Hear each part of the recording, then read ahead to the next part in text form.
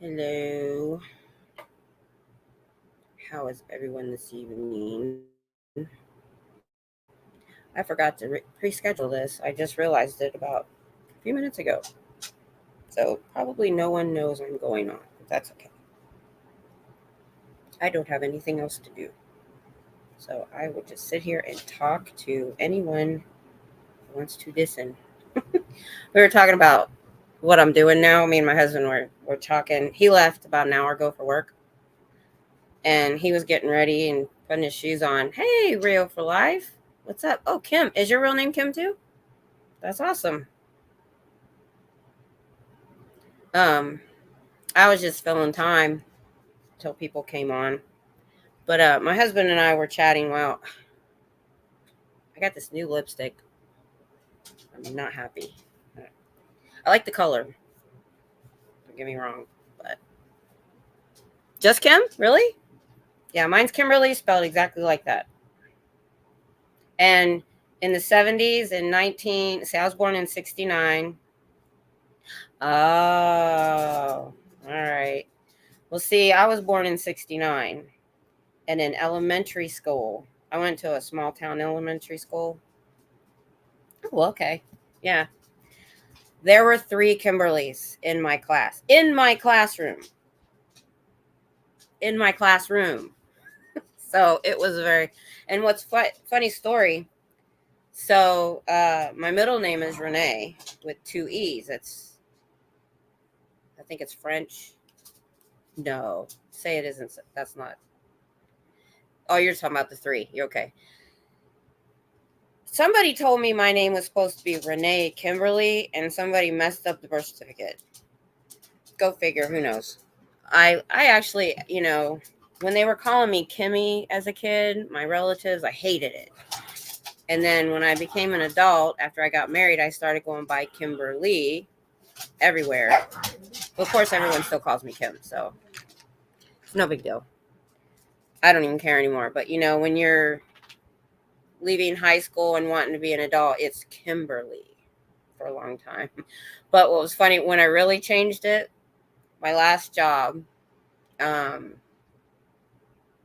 did all the background checks on the military base and for any agency that needed to come on. Yes, it does. Kim means chief and ruler. Yeah. And that too, of the meadow. Depends on, the bookmarks that has the definition of your name on it. They all say something different, but yeah, it's in there somewhere. So I like that one, chief and ruler. But I forget what I was saying now. Oh, every background check I had to sign, date, and print my name 2 times. And, when the war was ramping up, because I stopped working in 2010, so this was, the 2000s. I got a folder of 65 at one time. I had more than that per day. And when you've got to do that 2 times, 65 times, my signature, my pretty Kimberly signature, went to K and my last name. That was it. And I ordered a stamp with my name and department on it, so I didn't have to print. So I was like, yeah, that's the last time I do that. If you hear noise, my dogs are playing over here. They decided to wake up at 10 o'clock at night. So, oh, Kelly YouTube fan, hi. Just chatting. I didn't even put Army. My husband and I went in the Army Reserves in high school. We were both in ROTC in high school together. In Navy ROTC. I wish we would have went Navy. So much better. And then after 2 years, he transferred to active duty, and I just finished out my reserve time. And then he retired. He did 21 years, retired in 2010. And nobody believes me, but in 21 years, I've only had 2 duty stations. His job was not a job that moved a lot. And he was stuck at this post for 17 of those years. And so when he retired, we had a kid still in high school that had grown up here. So we stayed. Oh, You're welcome. Thank you. I didn't do a lot, but almost went to the Desert Storm. That close. Glad I didn't. I was FSG president of our 82nd Airborne Unit in the early 90s at Fort Bragg. I had 2 friends from school that went airborne that was the 80s though. They might have already been out by then. Yeah. I did the basic training in the 80s before they had to be nice to you. And I still thought it was great. I was a weird one. I was also, my last name was a W, and I was 5'2". So I was in the back. And the 6th week out of 8 weeks of basic training, I walked up to my drill sergeant to ask a question. And he goes, "Private, are you in my platoon?" Because I already knew not to put a spotlight at all the girls that were volunteering to do everything. "Oh, I can do that, drill sergeant." We're also the ones all getting in trouble. I did USMC basic training in 1983, back in the good old days. You know. Yep. They had just tried to stop them cursing around us. It was 86. And the female drill sergeant out of all the males was the one with the mouth. So, but yeah. Other than the sleep deprivation, I was okay with it. And the sand.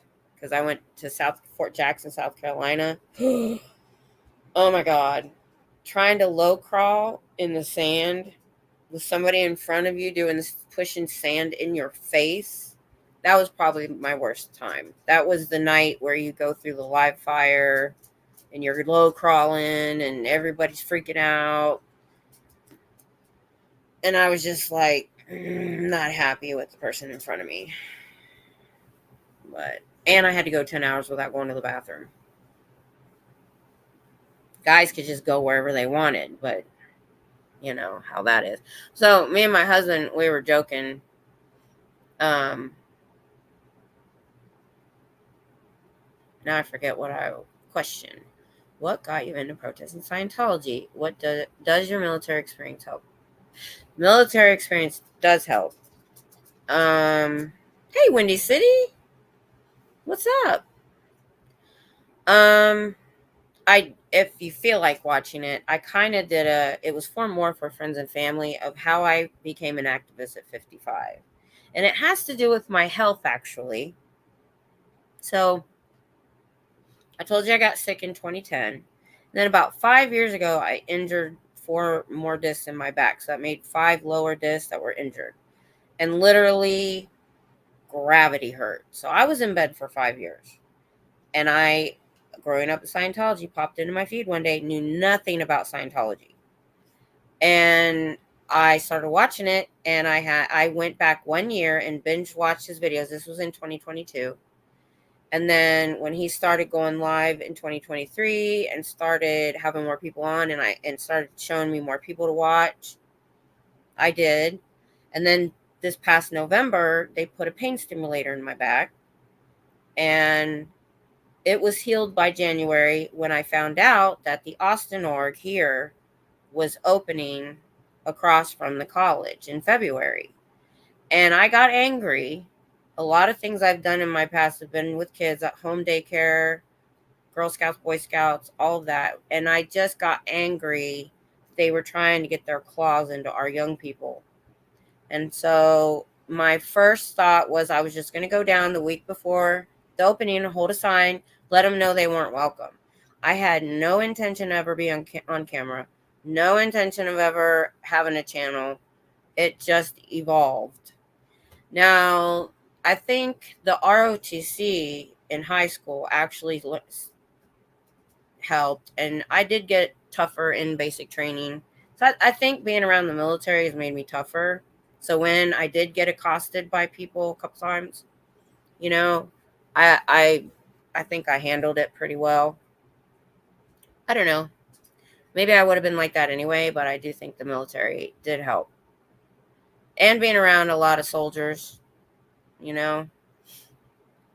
So, And I'm loud. I wanted to be a drill sergeant after basic training, actually. I originally I was supposed to go to college and be an officer. And I was like, I think I want to go active duty and be a drill sergeant, but I never got to. Thanks for sharing. I will go watch the episode.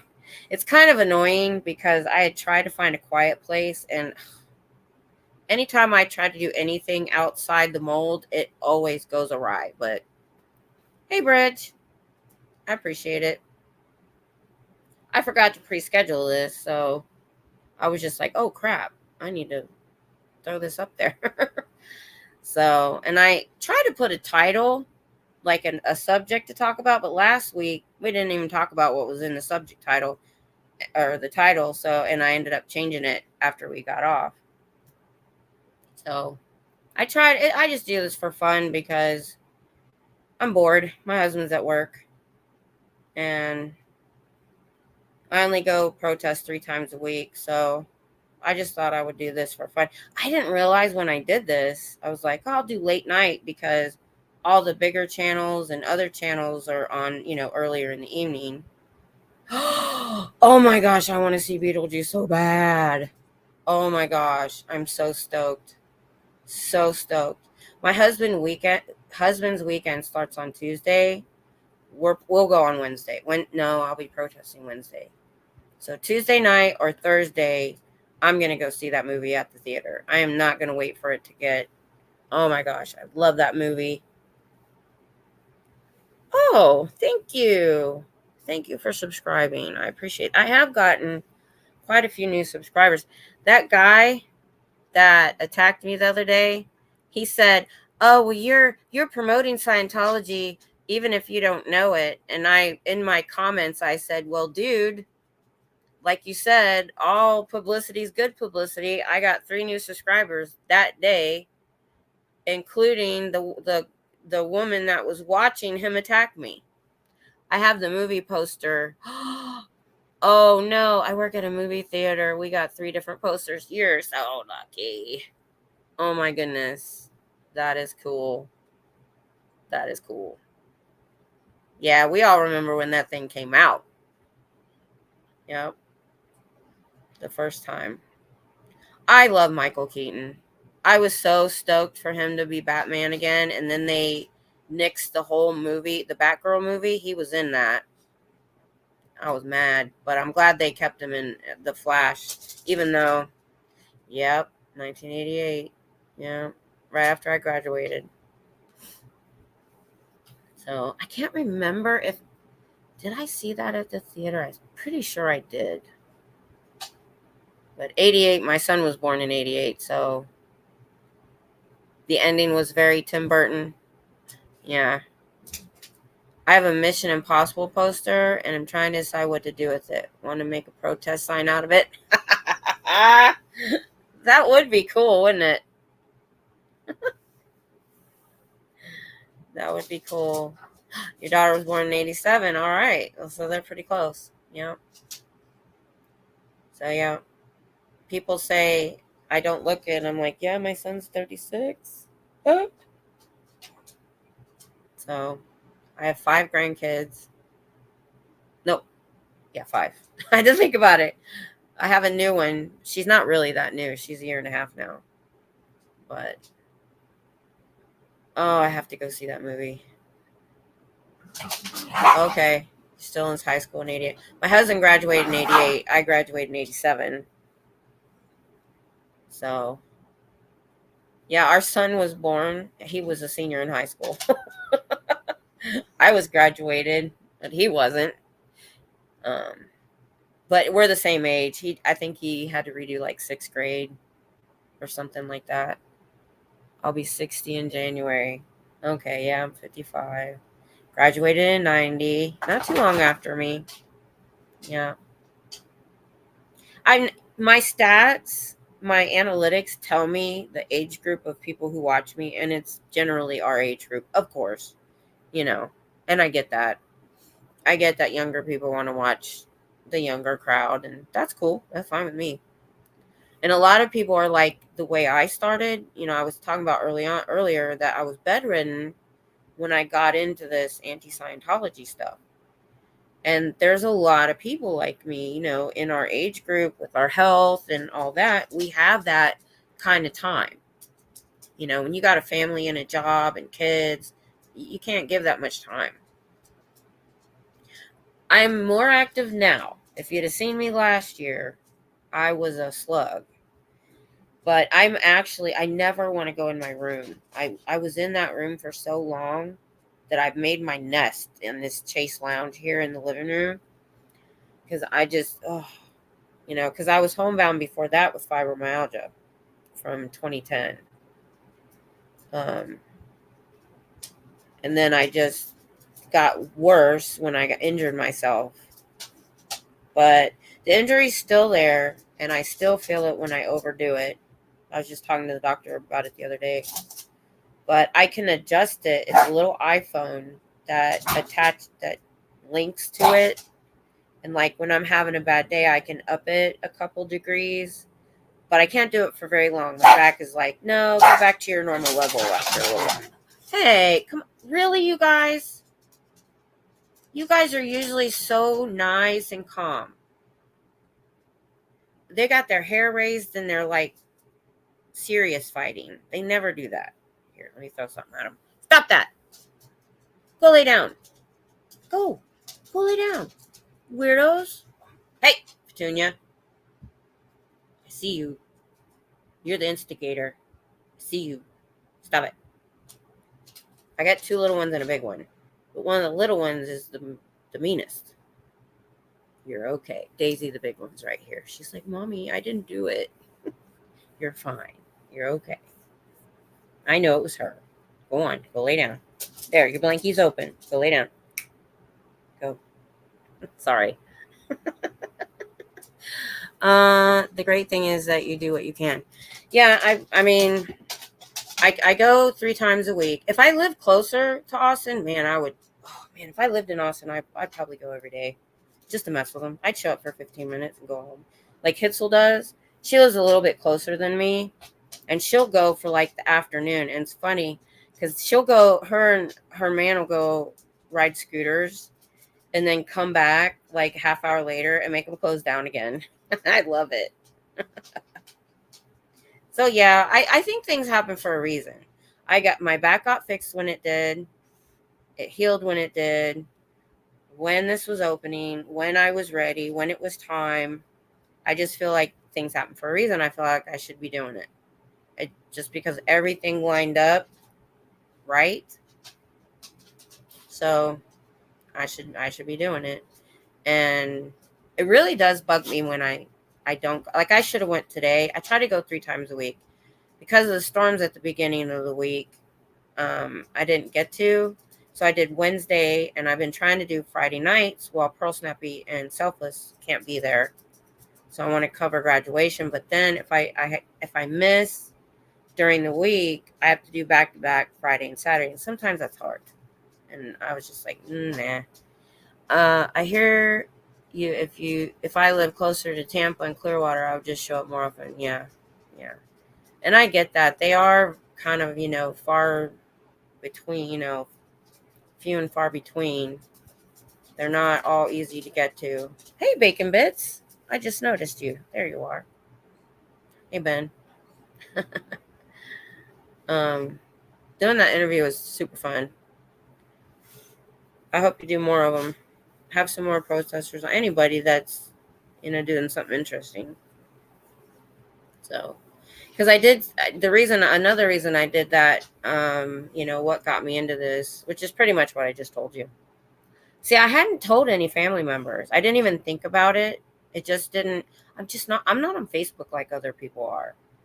I used to be a while back, but I'm just not a social media person. Even though I have the time, I'm not a tech person. And I just really got out of it. And people don't realize I'm not on there. I don't know when people are having babies. I don't know when people are getting married. I don't have a big family. Almost nobody is left in my family. My husband, on the other hand, we went to a family reunion back in the 90s. Then they do them since then. We just never can go. There was 100 people there. There's a lot. They like do big family reunions in like Gatlinburg, Tennessee, and get lodges and stuff. So there's so many people, so many. And I'm just not caught up on what's going on. Makes sense. You don't sound the sort of person that seeks. Oh, well, thank you. So kind of. Why would you tell them? Yeah. So I did the how and why I became an activist at 55, and I linked to it. And really, nobody from Facebook, as far as I know, didn't tell me they watched. I don't know if they did or not. None of the family really commented or said anything. So I was gonna do like an update. I was gonna do it in sections. So that was how I got started. And then I was gonna go into the why. I was gonna go more into what Scientology is about, usually what I say on the street, the abuses and all that. I was gonna go into that more for the people that my family and stuff that don't know anything about the Scientology.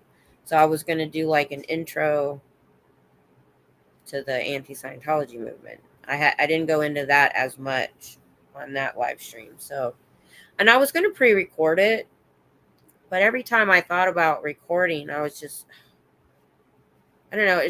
I'm like Ron. It's so much easier just to go live because I never watch myself again from a live stream unless it's something I need to go look at. And if you record, you keep wanting to fix it. So, I mean, it's nice, Ben. I mean, it's awesome to have people support and tell me I'm doing a great job. It does help. But yeah, I would do it if I didn't have that. If nobody was watching my channel. Because as long as I was getting people stopping on the street and talking, the students especially, and the people inside could hear me, that was my main concern when I started. But I mean, it's nice, and I never thought about each level, like going live, then getting a certain number of subscribers, getting monetized, which is just recent. Then I screwed it up. Hopefully, it's fixed.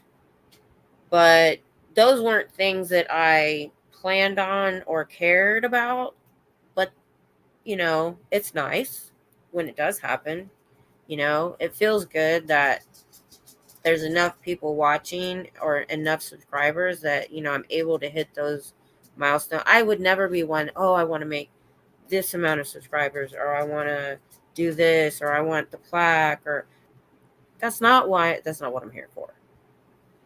That's not it at all. Oh, that's what me and my husband were talking about. So we were talking about, how did we get on the subject? I don't even remember. But he said, yeah, he goes, I don't know how you do it. He goes, I don't know how you stand there for 2 hours and talk. He goes, I wish you would have got in on the Oh, we were talking about YouTubers in general, not anything to do with my channel. We were talking about some other YouTubers. And he says, YouTuber is a valid job now. You can put YouTuber as a job. You ask somebody now, what do you want to be when you grow up? And they're like, I want to be a YouTuber. It's a thing now. He goes, I really wish you would have got into the YouTube thing when it was like new and and stuff like that. He goes, because I couldn't imagine standing there for a couple hours and talking to a building. And he's like, he knows I can do it though. We've been together since we were 16. He's the quiet one. I'm the loud one. And we would talk on the phone late at night, and I thought he was such a good listener. He tells me after we get married, nah, I just went to sleep. He'd wake up every once in a while and say, go back to sleep. So I can do it. I was born to do this. Obviously, I'm talking to a computer and some words, so you guys. But, a lot of that has to do, too, with, I mean, I would have never been able to do this, if I still was working. I was when I got sick, I was working. I was teaching adult Sunday school. I was still, driving my daughter around doing stuff because she was in high school, that kind of thing. I wouldn't have been able to do that. It's the right time, for that too. But you know, I don't have any friends.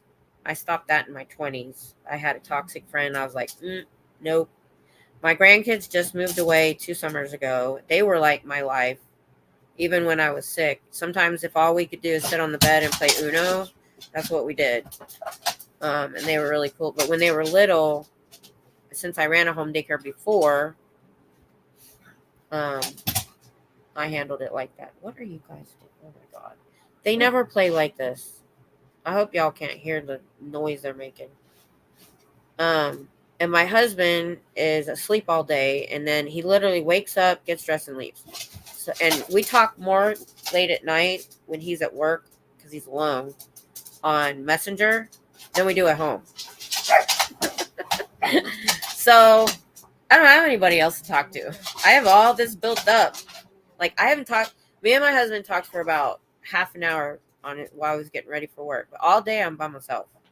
Me and the dogs. He's asleep in there. I'm trying not to wake him up. Because usually, if I'm lucky, I don't hear him come home. He comes home and I'm still asleep. He's asleep before I wake up. Usually I wake up because the dogs, he gets them breakfast in the morning. So, man, I'm stuffy today. So I was like, I've said this before. I'm like, yeah, this is like the right time for everything. Everything is working. It's like the perfect storm, you know? It's like he's asleep. I don't have anybody to talk to, you know. So I go and I talk at some glass doors and some people, some supporters in the chat. So it's been fun. It's been so fun. I even have fun with the trolls. As long as they're not disgusting, I have total fun with the trolls. Total fun.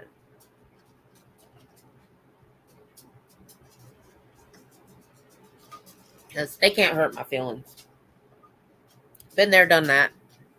That may be also how the Army helped. Because you can't take things personal in basic training. You have to know that not to take things personal, that, you know, that's their job. That's what they're doing.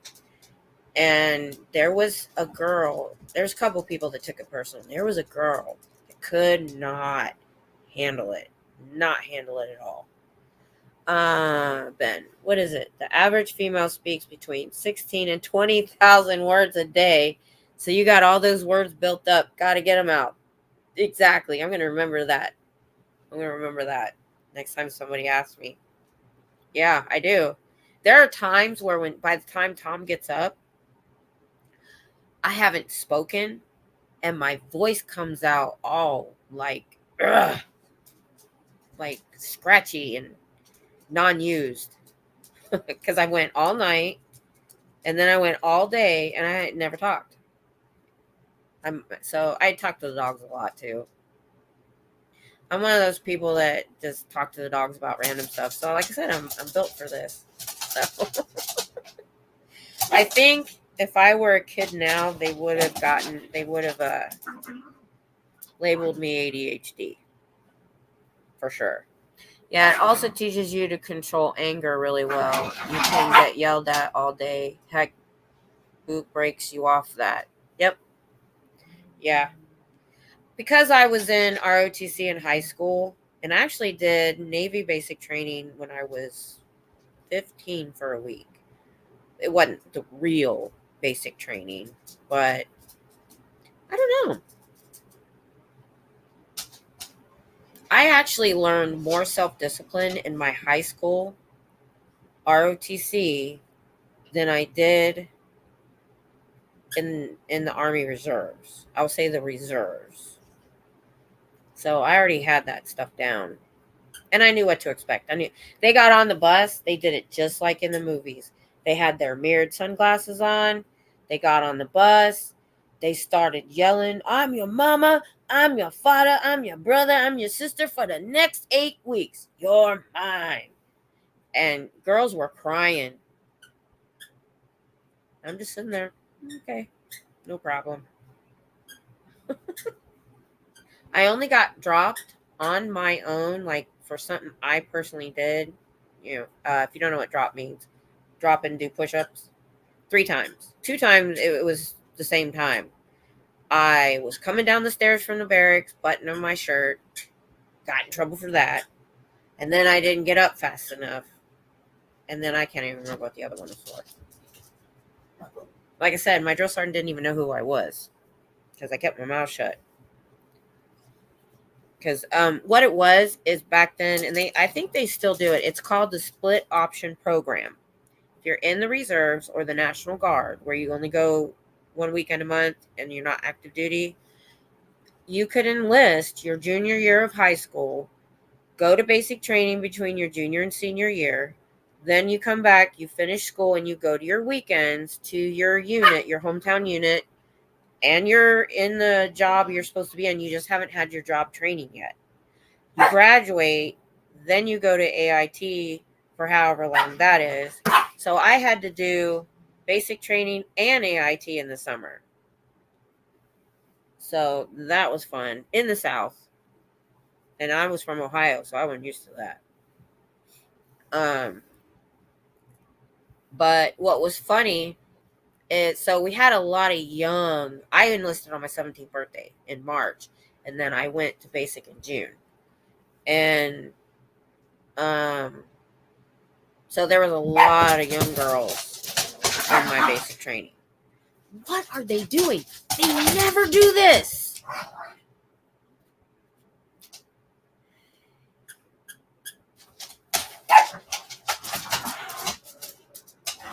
I cannot believe these guys. I got one on the couch growling because he has to ruin everybody else's party. He's the old man. And then I've got these two found their toy and playing tug of war right in front of my computer. Did I not tell you guys to chill? They've been sleeping all day. That's what the problem is. Oh my goodness. Are you happy now, Daisy? You got the toy. So the instigator, she's my mutt. She was born in the house. I'll tell you that story later.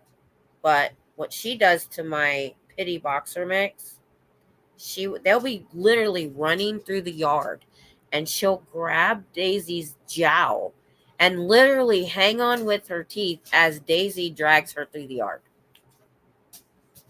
All the time. And Daisy doesn't care.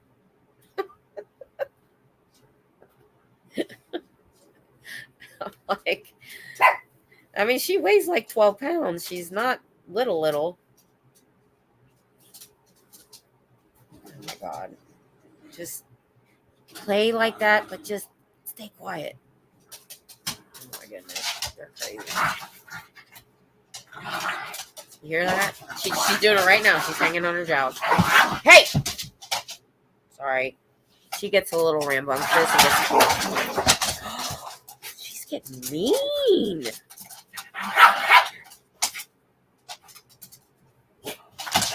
Girl! What are you doing? You! Come here. Come here. Come here. This one. Oops, sorry. This is the instigator. Yeah, you're being mean. You're being mean. You're a meanie. She gets mean. That's not playing. That's mean. That's not nice. Look at her all right. She can't breathing hard. Why you do that? Why you do that? No, you can't lick me. I gotta make it run. Why you do that? You're so mean. No, you're not coming up here. I can't fit all three of you up here. Calm down. Shh. You stop. Stop. I have never had this problem with these guys. Usually they'll go to sleep on the couch and leave me alone. Yeah, this one's a mutt. And her parents were a little bit too closely related. So she's super smart, but she's got like crooked eyes. And she's just so many different dogs. That funny. So she was born here. I was fostering her parents, who belonged to the neighborhood homeless man that I found out had cancer and needed help. I needed to watch his dogs while he took the bus to the other town to go to the VA and the hospital. to get his cancer treatment started, get his surgery, and all this. And I kept him while he was in the hospital and all that. Well, he would let them get pregnant once a year because they made pretty babies and he could make some money. But they were brother and sister, but from different litters. So I researched it, and it was better that than like a parent and a child type deal. Less with a brother and sister of different litters, there would be less like mutations or whatever. So they were part Pomeranian and Boston Terrier, and they made brindle babies, all different colors. Well, she took after the daddy, who had a long back. I never wanted a dog with a long back because I know they have problems. But if you can tell, she's colored like a Boston Terrier.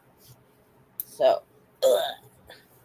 so she's got the coloring, then she's got the like shape of like a Pomeranian, but she has a really long back. So there's some wiener dog in there somewhere. So, but there was 3 puppies, and I kept this one. But he eventually, after a year, he succumbed, and he called me panicking, and somebody had given him a place to stay, a room, but he called me and said he collapsed. Please come get the dogs. He doesn't want his roommates to send them to the pound. So I knew he was going to the hospital, but it was during COVID. So I started with him in 2019. This was 2020. So I knew, and when he was in the hospital in 2019, I took the dogs to go visit with him. I put diapers on him because they were not house trained, because they were outside dogs. So anyway, I gave it a couple of weeks, and I was like, I figured I couldn't go visit, and I figured, he was probably just still in the hospital, hadn't heard anything. But the 3rd week, I go on his Facebook page, and all I see is RIP Anthony, and I was like, oh my gosh. I did not even know that he passed. And so I ended up contacting the rescue because my health at that time, I hadn't had the implant yet. So my back, it was really hard to deal with those dogs, having to do diapers in and out all the time. So I contacted a rescue to help rehome them, because I didn't want to rehome them because they needed training. The person that adopted them needed to know that they had issues, and they never lived in a house for more than a couple of weeks. So a rescue came and got them, but I did find homes for the other 2 puppies, which he wanted to make money from them, but I told him, I said I was having a hard time rehoming them. I said I couldn't ask for money because I was having too much trouble just getting somebody to come get them. So, but yeah, this one, and she acts like Tom is the devil. So she loves him. She'll get up and cuddle with him and everything. But if he's walking around, she runs away and goes and hides. Or if he's talking loud, he's never done anything to her. She was born here, so it's not like we don't know her history. Now, the other one, we don't know his history. He could have been abused. And sometimes he does that. He doesn't do it very often. It's like he's got a little PTSD, and like he'll remember, and he'll start. Some days he runs in past us coming in from outside just fine. Other days, people, I am not exaggerating. He'll be out in the yard and he does this slow motion walk, literally like this. I am not exaggerating.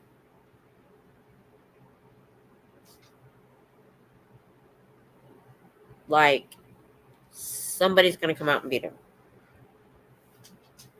I don't know. And he's been here for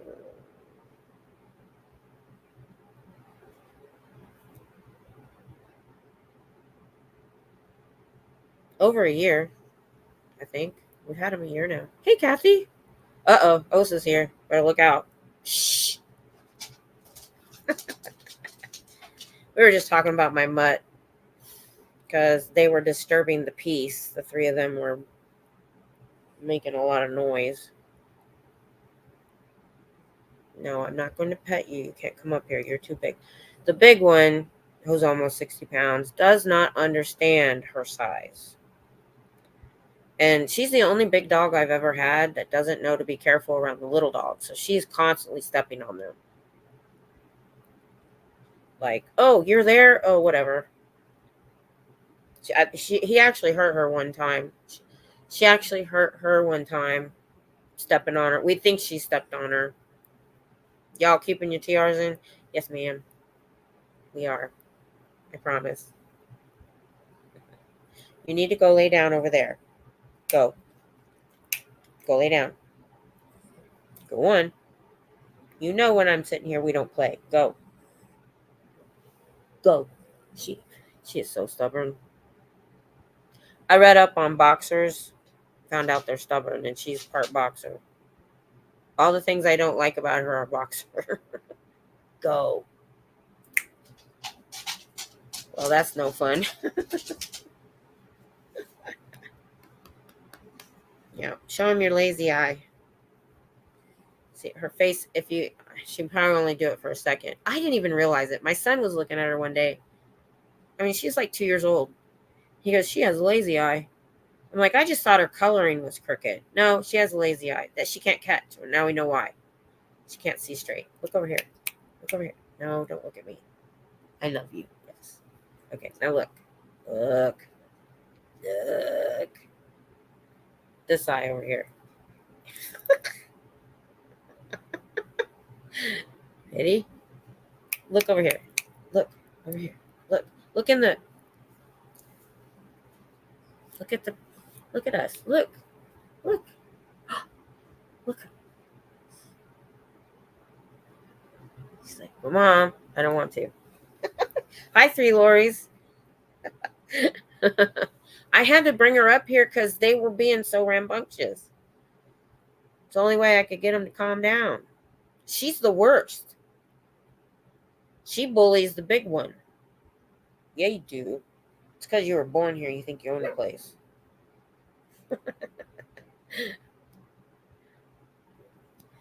They're all good, but they're not. The only reason they're not trained is they're yard dogs. I don't take them anywhere. They go out in the yard. They come back. So I've never really had to do a lot of training, but I really do need to do some things with them because we do have a camper we haven't used much, and we will be traveling at some point. Free range, yep, pretty much. Yep. They know sit. Actually, the big one knows sit. Hey, Cinderella. But, I mean, they listen when I tell them to do something usually. But I need to work on some commands. Like, oh my gosh, the other day, the electric company came by.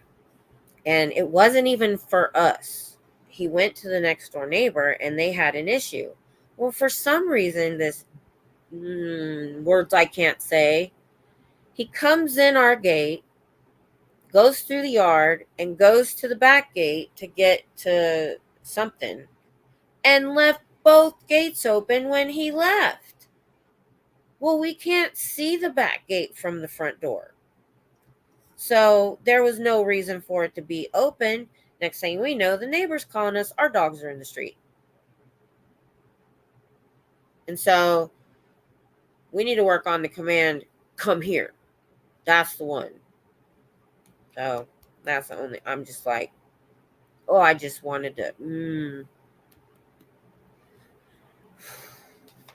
If I'd have thought I'd done any good, I would have called the electric company. But I'm going to make, when I go get my poster boards laminated, I'm going to make a sign that says keep this gate closed for both, because this isn't the first time.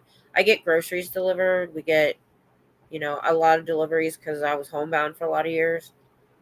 And I don't know how many times I've looked out and thought the gate was closed when it was just barely, and they got out. And I can't chase them.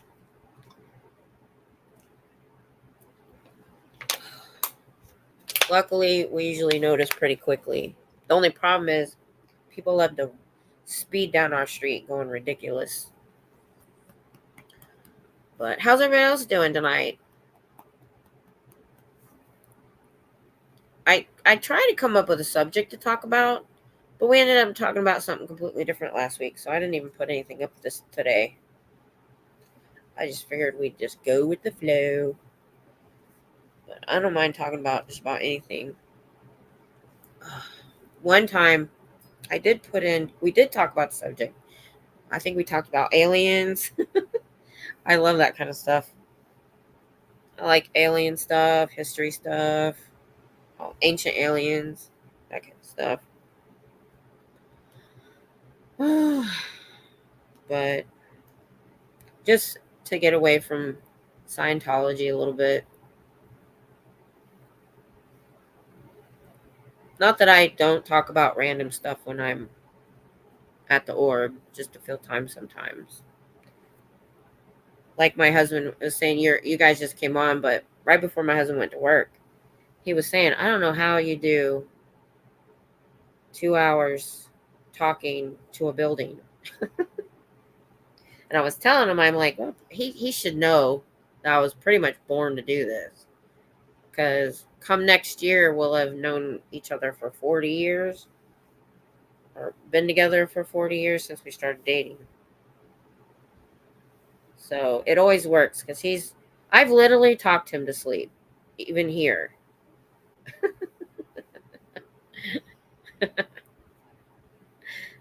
Cool. Wendy, you still here? Oh, awesome. I'll go check out what he was doing today.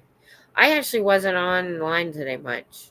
I was this morning when I woke up earlier than usual, and I opened up YouTube, and there was some Denmark and Australia on, and I was like, oh, well, that kind of makes sense. But I was a slug today.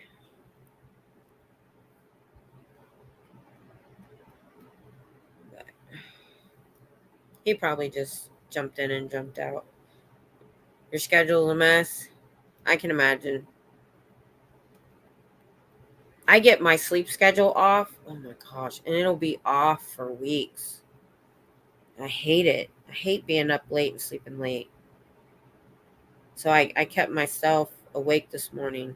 About 10:30. I woke up at like 6:30 this morning, which is kind of early for me. And by 10:30, I was falling asleep. But I stayed awake. Hey, Cher. I've been a couch potato today. Yeah, I watched a bunch of movies. What's up? What's up, y'all? Okay, so now they're calm. Thank God. I had to get this one out of the group. Now they're fine.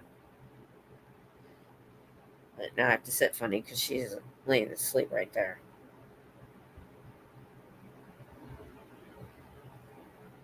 What did I miss today? Because after that, I really wasn't on YouTube today. I do miss a lot of stuff. When you take a day off like that, man, you miss a lot. I did a late night that was supposed to be like 15. My first one was like that. Yep. That my first one, I was like, man, when I first thought of it, I was like, yeah, we'll do an hour. Like 3 hours in. But it was a hoot. So I'm working the next 10. Oh, God. Oh, I couldn't do it. I couldn't do it.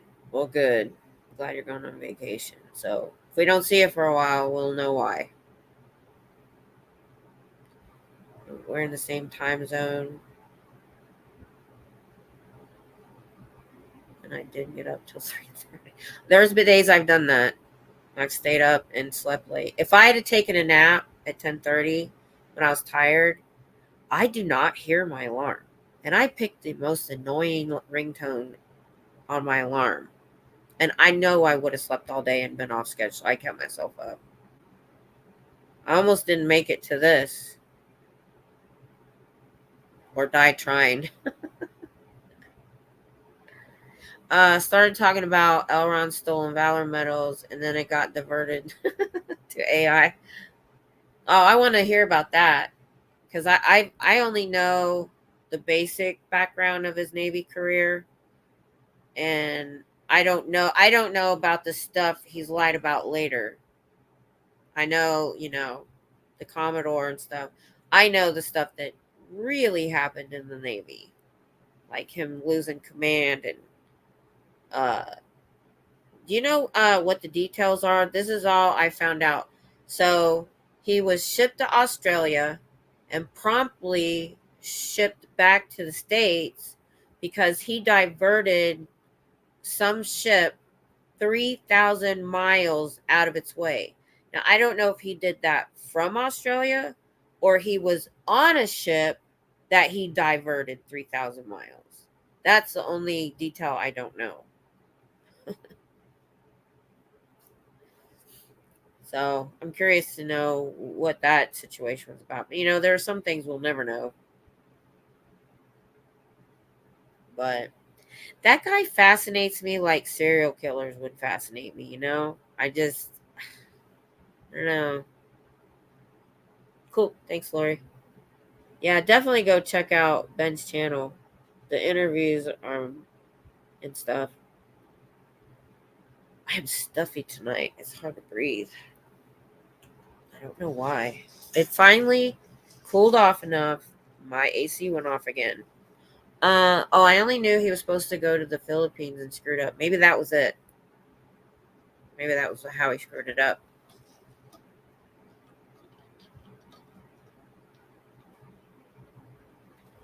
I'm surprised. I don't understand how. Okay, he did have some college. Maybe that's why. Because he failed the entrance to the Naval Academy. And then he physically couldn't do it.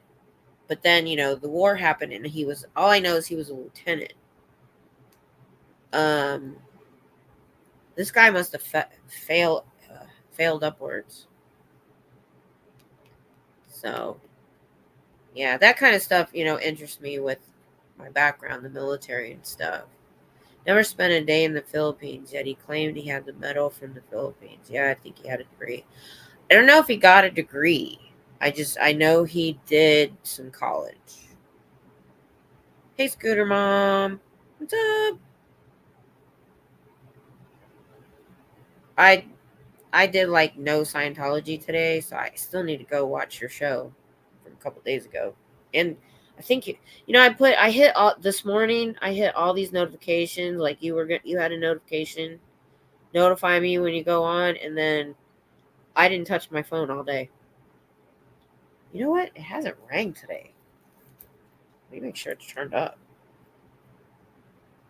Sometimes that happens after I'm done at the org. I will forget to uh, get rid of the do not disturb and turn my volume up. And I realize I haven't heard anything for a couple days. No, that's turned up. You know why I don't get telemarketer calls? I'll let you know a secret. If you answer your phone and it sounds like a business name, they have to take you off their call list. So I use my craft business name and I said, hey, you've reached blah, blah, blah. And my husband gets telemarketer calls all day long and I get nothing. I didn't have to take myself off a list or nothing. Just call it just say, so like, let's say your name's, you know, uh, Mary Smith. If you just say, you've reached Mary Smith Enterprises, please leave. That's all you got to do. Add enterprises to the end. People still, because I do get people like from church or something when they would call, be like, I think I got a wrong number. I'm like, no, that's the right number. Because it's not my name, so they don't know. I guess I could say the business name and say, like, you've reached so and so's extension. Maybe I could do that. That way it doesn't freak people out. Although I don't have a lot of people call me. My kids, my husband, everybody, we all talk to each other on Messenger. We don't even use the phone. There's a missing young man in Tennessee. I'm paying attention to that a lot this week. I thought I saw a headline about that, but I couldn't tell exactly what that was about. Okay, Lori. So, is he in like the mountains? Was he a hiker? What's going on there?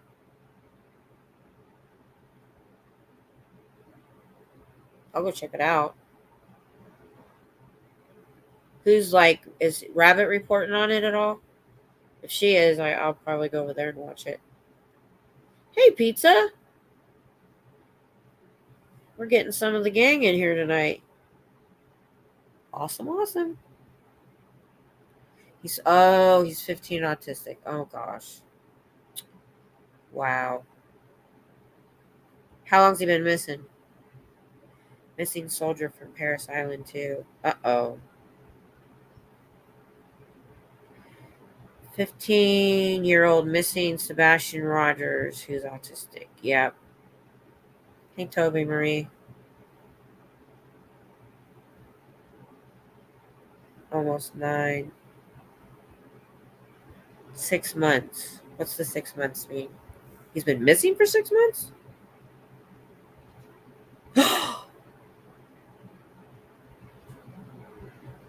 Oh, I definitely got to find out what's going on there. Holy moly. I would definitely check it out. Who's reporting on it that I should watch?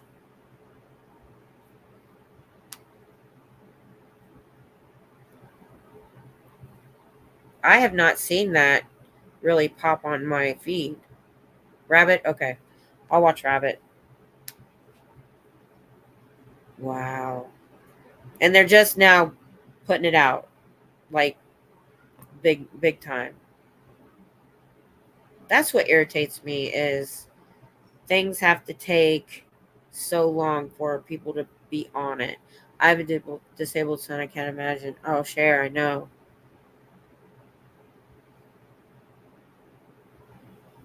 I've had disabled kids in my daycare. And I'm pretty sure my son's autistic, but he's very high functioning. And that's why it's kind of gone. When he's 36. So when he was young and we were talking to teachers and the doctor about our concerns, the doctor like gave him a med for 2 weeks and said, if this makes a difference, let me know. If it doesn't, and it didn't, that was it. That's all we tried. And he's smart. I had him tested. He's super bright. But he's a slow thinker. Literally a yes or no question. I have to wait for him to process. And he gets taken advantage of because he doesn't. That's what really keyed me in as an adult. He's constantly getting taken. He believes people at face value even after this many years and this many times of getting messed over. I think it's because he doesn't understand social cues like, we do. Like when you can tell somebody's lying or somebody's taking you for a ride, or whatever. So anyway, let's see. What all were you saying while I was talking? Since the day he went missing. Okay. Poor Rabbit. I suggested I contact Rabbit as a guest about paranormal stuff. So I emailed her. Oh, only they met somebody else, Rabbit. Yeah, I didn't think she did really the paranormal. She does the true crime. No, lots and lots, but not much news. It's a lot of YouTube drama. Oh, I understand now. Okay, that's fine, Lori. I do the same thing a lot.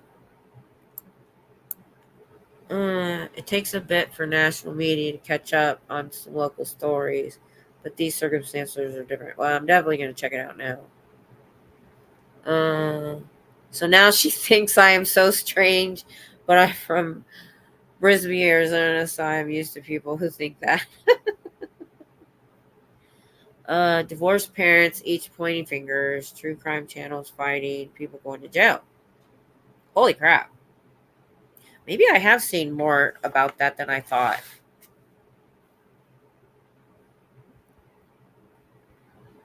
It's cray cray. Yeah. Yeah. Yeah. Who knows where he might be? I found out the other day. I don't understand why it's not being reported on more, but because of the way people have been coming across the border and using children to get across the border, and then they like have a phone number in their pocket or whatever, they have lost track of almost 300,000 kids that have come across the border. They don't know where they are. They could be in sweatshops or worse. And I haven't heard anybody talking about it.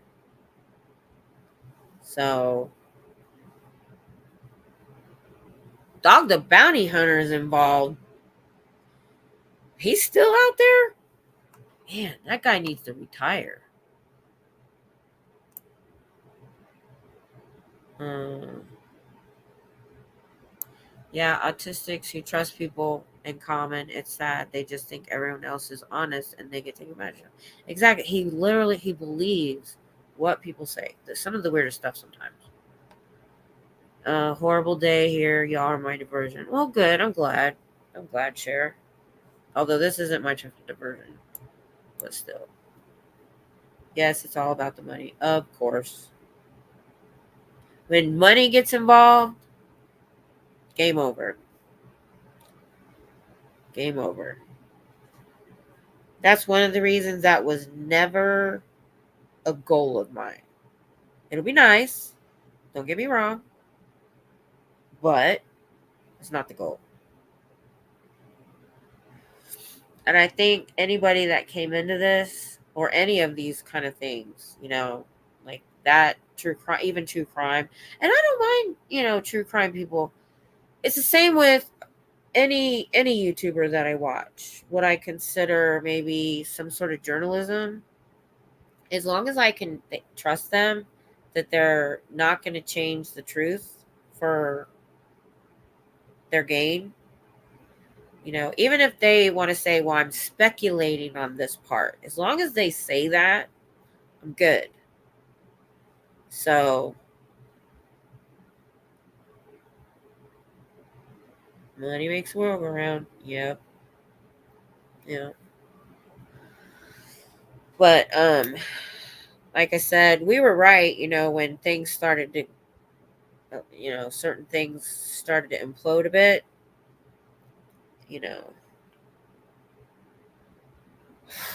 I just ignore it. I'm just not paying attention to any of that crap. I've had people email me and say things like, oh, I found out something about so and so. Never even responded. Like, they don't tell you what it is. It's like, you got to respond. And I'm like, I don't want to know. I don't care. I am not a drama llama. I just want to hear the facts. Exactly. I can say I'm here for entertainment than for the education. I hope I'm entertaining. My husband, though, I was saying yesterday, he's witty. He is so funny. And I got to bring this up. It was so. I've not laughed this hard in years. Because he thinks of the comebacks or the funny thing to say, like, right then. I'm like 3 hours later. Oh, I could have said that kind of person. He was. He has a chair right here that he throws his uniform on in the morning, and then he puts it on at night. And he was getting dressed. He goes, I don't want to go to work. And the goal was not for him to still be working. And I said, well, sit down and let's do a budget. Let's get the house fixed, the things that need fixed, so we can get it rented, so we can move into the camper. And then you can quit working. He goes, deadpan. He goes, oh, it'd just be easier to die.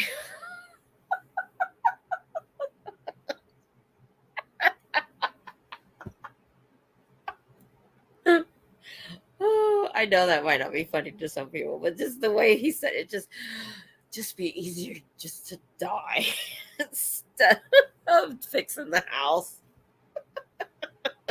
I laughed so hard because just the way he said it. Like I said, that what was so funny is I said I did not expect that response at all. Oh my god. I know.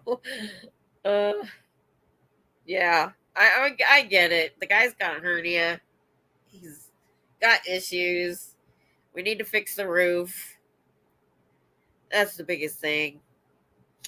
We need to fix the roof. We need to paint the house, and it's all cosmetic stuff that we've been putting off. That a renter wouldn't put up with.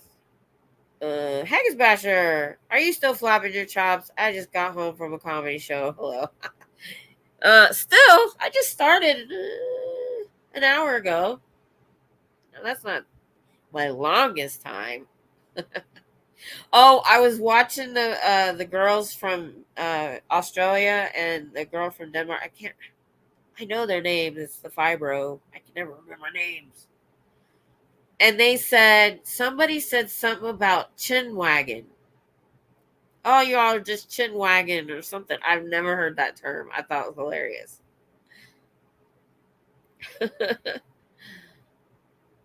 Oh, I went to the last comedy show I went to. Oh my gosh. We drove 3 hours to Dallas to watch this guy. And I was so loud. Y'all know I'm loud. The guy in front of me asked my husband to shut me up.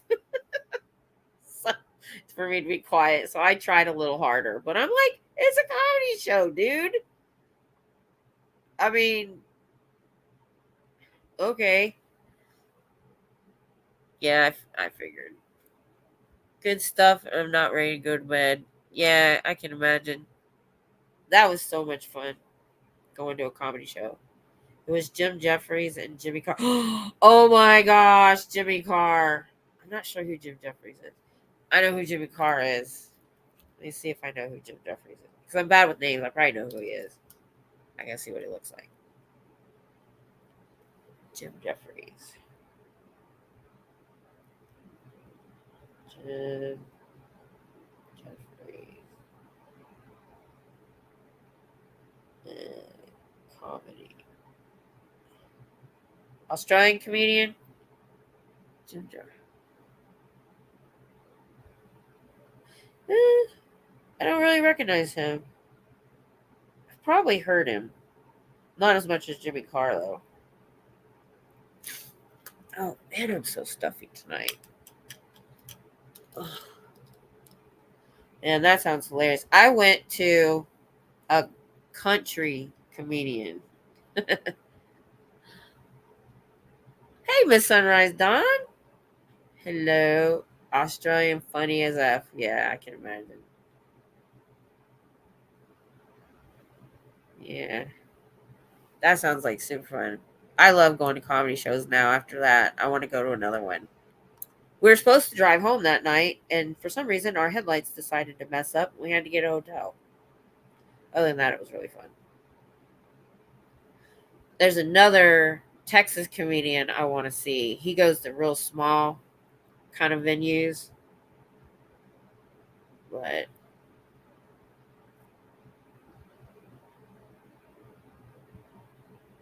oh, I'm so stuffy. I've gotten more stuffy just as we've been talking. I don't know why. Talk amongst yourselves. I'm going to use the nasal spray real quick.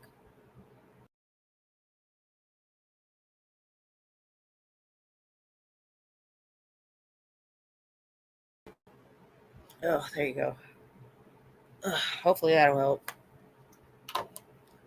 I even took a Zyrtec today. Don't shake the computer, doggy. Stay down. But yeah. So I was. Did you hear what I said about what my husband said? You might find it funny. I laughed so hard tonight when he said what he said. It just the way he said it. Oh my gosh. Ugh. Heck, I don't blank the cam when I stick things. I'm so hungry. Uh, we saw Kathleen Madigan. I think I know who that is. So horrible with names.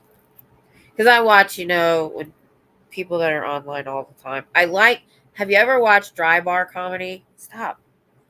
You keep hitting the computer. Stop it. Kathleen Madigan sounds familiar.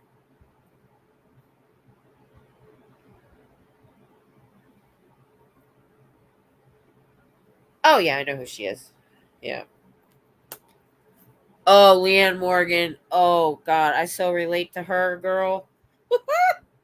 She is funny.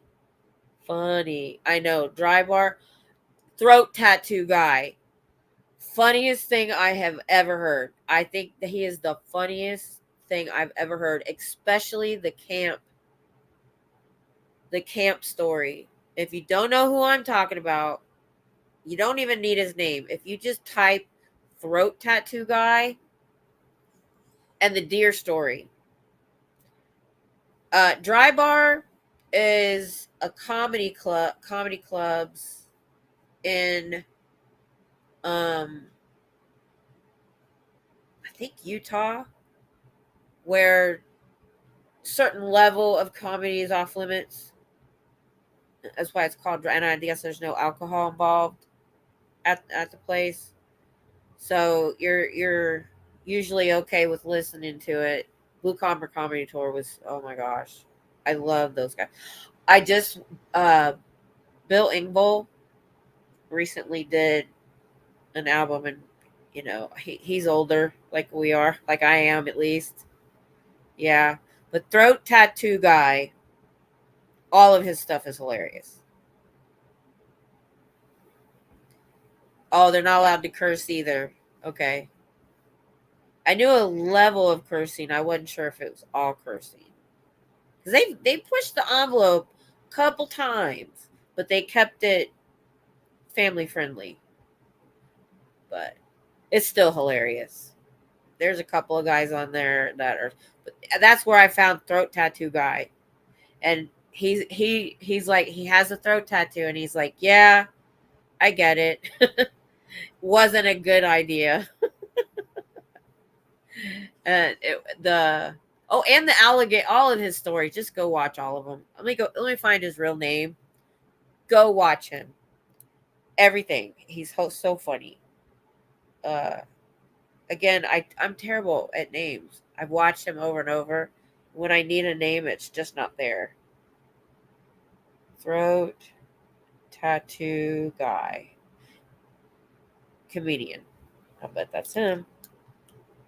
I also know it was a bad idea to tattoo my face. Oh, he says. We're all on the same page, okay? He says. I feel some of you are like, okay. I'm trying to pause. This guy. He says, I too know it was a bad idea to tattoo my face.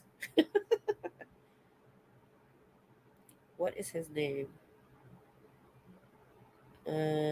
Shane Smith. SHAYNE Smith. But if you just put in throat tattoo guy, he comes up. When you get to the deer story or the alligator story or the camp, he was a camp counselor story. Oh my gosh, you'll die.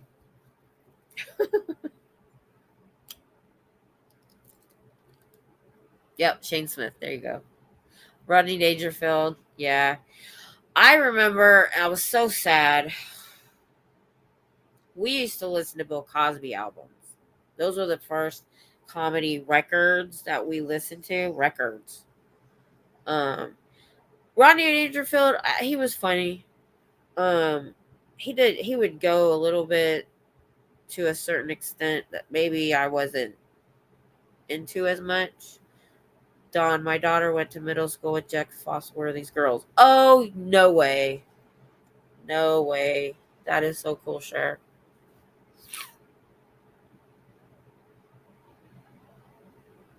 Yeah. I like him. He's pretty cool. Jeff Foxworthy opened for Reba McEntire here in Toronto decades ago. He was funny. Decades ago, he was funny. George Carlin, hands down. The one about stuff and the one about curse words. Yeah, he's a classic there. If you guys have never watched George Carlin, he's been gone for a while, but he said it like it was and made it funny too. Um, yeah, George Carlin is king. He was. Um, I am not remembering the guy I went and saw. Isn't that terrible? I know who it is.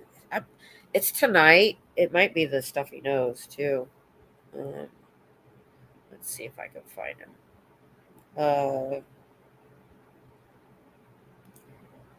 Country comedian.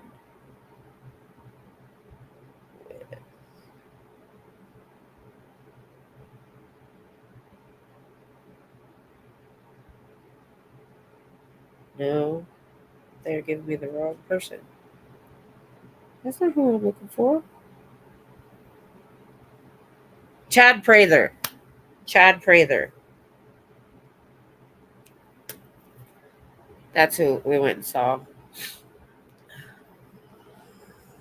It was so funny. Gosh, I gotta switch glasses. One Christmas, Kenny Rogers showed me the "Show Them to Me" song about boobs. That was risque to him. Yeah. They call me Tater Salad. Oh, Ron White. Oh my gosh, I know. He is so bad, but so funny. I know. Did you meet Kenny Rogers? Oh my god, I was in love with Kenny Rogers in the 70s and 80s. So was my mom. Jeff lives up by Callaway Gardens in Georgia. Really? He's in Georgia? In Harris County. You talk boob with Kenny. I know, right? He was the ladies' man. And then Dolly Parton is my hero. I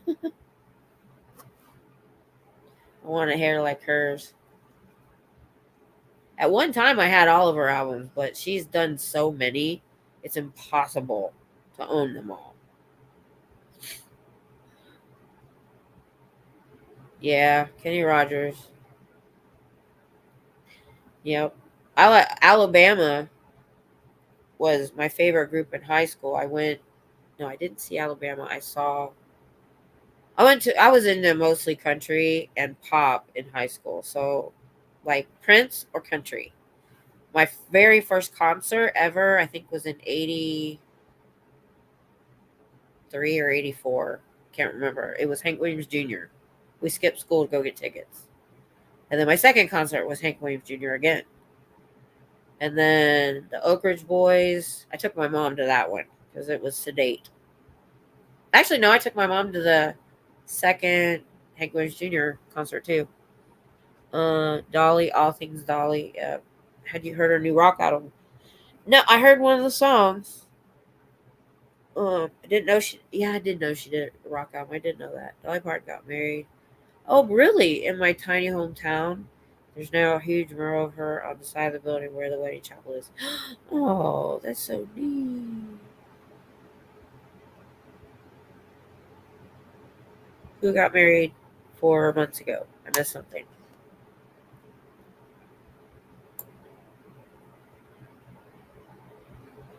I think I missed something. Hey, Adam. Bop a mow mow. Yep. Yep. Seriously, I'm so freaking jealous. I know, right? Oh, Dolly is amazing. Yes, I heard it. That's cool. Yeah. Because I was telling somebody. Oh, it was when I was on with Selfless Self and Eric Rader. I was telling him, what was funny is in high school, I was like, because, everybody's weed's okay now. But in the 80s, in high school, drugs bad.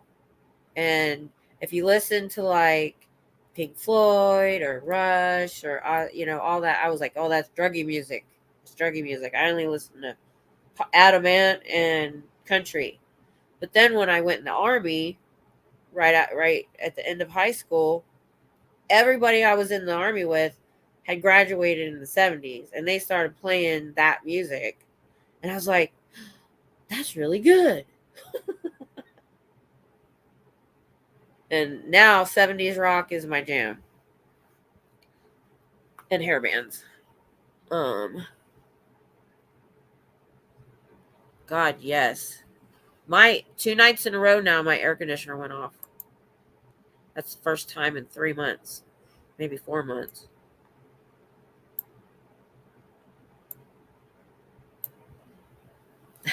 Now I got that song in my head. Thank you.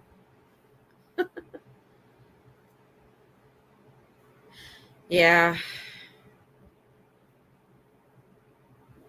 Yeah, that's the problem. They're all getting older. Def Leppard. That's a good concert. Now, my first good concert was in 1988 in Ohio at this lake. They had like an outdoor stage. It was really cool too, the way they had it. So you're on this hill that goes down, and then it's like if you're and then there's the stage. So if you're on the hill, you're directly across from the stage. If you're down in the bottom, you can't even see them. So it wasn't like getting close to the stage did you any good. No chairs. You had to bring blankets. And I didn't know who this band was. So somebody played me a couple of their albums before we went. And it was Aerosmith. And that was my introduction to Aerosmith, who I love. Love Aerosmith. And this fairly unknown band was opening for them that I thought was awesome, and it was Guns N' Roses. So that was my first like real rock and roll concert. It was good. Changed my life forever. Forever. Y'all are talking. I'm missing stuff.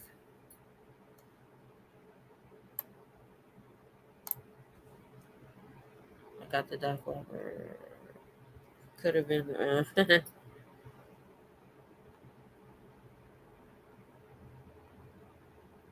Does he really still own property? I would believe it. They're an interesting couple, I have to say. You saw Guns N' Roses in Maine. Yeah.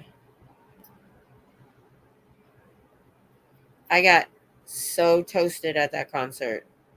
Anybody remember what coolers were back then? 'Cause, Adam definitely. Also, I made a comment on the video they did with Home Free, and Dwayne Allen himself answered me. I nearly passed out. Oh my gosh. Thanks, Lori.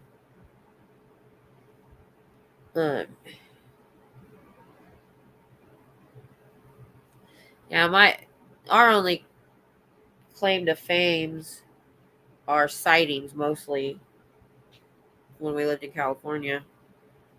Don, Dolly, and Kenny, and Lionel, and Rowan were kind of a gang. Really?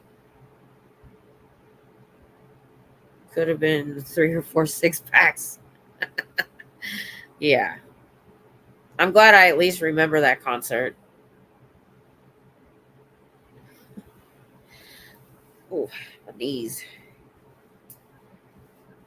I've got to get my craft room straightened up so I can start filming in there in a chair. This is comfy. My knees don't like it. I threw a couple more pillows up here the other day and it's way better. We're good now. I live just outside Waco. We aren't far from Nugent, so sometimes it goes up when I'm reading. When he records, we see bigger names at the grill. Toby Marie. My husband works in Waco. He's there right now.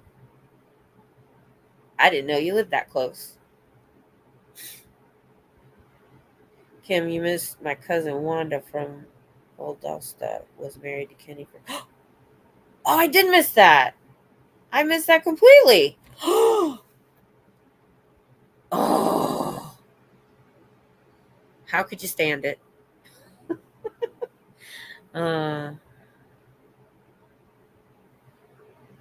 yeah, Adam. Yeah. Matter of fact, you probably know exactly where my husband works and who he works for. He has half the night he's watching cameras, and the other half he has to patrol all of downtown Waco because they own so many properties. He has to go check.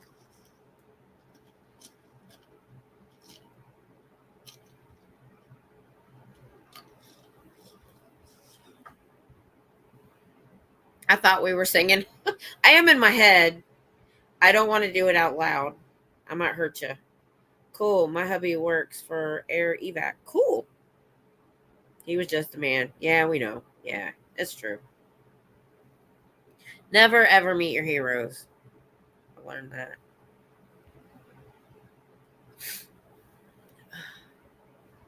That's cool. We're so close. I never intended to be here for 30 years, to be honest. I can't handle the heat. I want to get in the camper and go to Canada for the summers. And here we are. Oh, 31 years we've been here. Yeah. He knew how to. And if you ever look at his background, like before he was doing that in the bands that he was in, he really did way better when he went solo. But I'm in Leduc. That sounds familiar.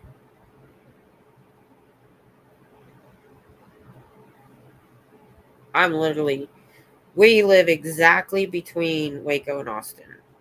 And he used to drive an hour to North Austin to work for 8 years. And now he drives an hour to Waco for work. Because we're with the base here, there's not a lot of jobs that make a lot of money because unless you're a government employee, a soldier, or like I was, a contractor on Fort Hood, you're making minimum wage. And the reason being is this is my own personal opinion. This is what I've figured out. Because they know that pretty much anybody that lives here, their spouse or someone in their family is one of those three things. And they have the good job. So the army wife or husband, army husband or whatever, their kids, you're only going to be able to make minimum wage. They need to bring industrial jobs here. I think a lot of the reason they don't is because people don't stay, but they do. They don't realize how many people have moved in that now are not affiliated. What's happening is Austin has gotten so expensive that people are living here and driving. If it's during rush hour, you can drive upwards of 2 to 3 hours for the commute. But Killeen in 2009 was listed nationally in some like Newsweek or something as the best cost of living in the United States. What they didn't tell you is it's also the highest crime rate per capita in the United States. An FBI guy told me that when I worked at the police station. We had more crime. We had more like not violent, like burglaries, home robberies, and things like that. We had more. We had double what San Antonio had that year. Not that year. It was probably a couple years after that, or maybe it was before that. Can't remember. But a lot of that had to do with because people here are usually affiliated with the military. They usually have a decent amount of money. They have nice things, and then they leave. And the other reason, the main reason for that is because we're not normal. A normal city this size would not have that crime rate, and it's not because we have ridiculous crime. What we have are people that leave for 2, 3, 4 weeks, sometimes months. They leave their house empty. Reason being is you can accrue up to 30 days leave because you've been deployed, and then you go home for 30 days with your family. And a lot of people are in and out so much they don't know their neighbors. Nobody knows each other, or if anybody, and a moving truck moving up to a house doesn't look weird. It's constant, it's common. So, um, or the soldier will get deployed, and the spouse doesn't want to sit here alone like I did several years, and they want to go home for that year, and they just close up their house and leave. So that's it's not because we have like a ridiculous amount of criminals. It's because we have a ridiculous amount of opportunity. Hey Dusty, what's up? Okay, Miss Sunrise. Appreciate it. When I'm talking, I can't concentrate. Can't do two things. I can't chew gum and walk at the same time either.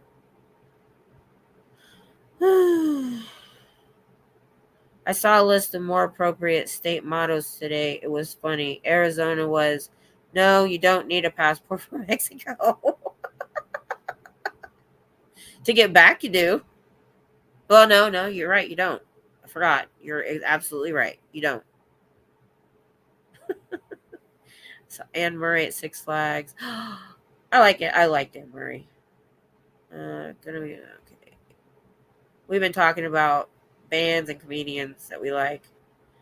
Drove through Pennsylvania to get the free I stopped for shoe pie fly bumper sticker. Okay. Bye, Scooter. Anne Murray was energetic and drowsy at the same time. Makes a pleasant listen. Yeah. I love mellow music. I really do. I have to be in the mood. Anne Murray, boring story. She has a place. I've got some of her stuff. My husband can make a CD with like all different stuff on it. Me, I go through phases. I'll be like a week I want to listen to country, and then the next week I want to listen to this or that. I have to be in a mood. We have SpaceX jobs, good pay, but dang, they rumble your house and cause damage. Oh, my husband, before he got on where he is now, he actually was security at SpaceX in McGregor. But then he works for a company that contracts out. They decided they wanted to go their own security, and he decided he didn't want to apply for it.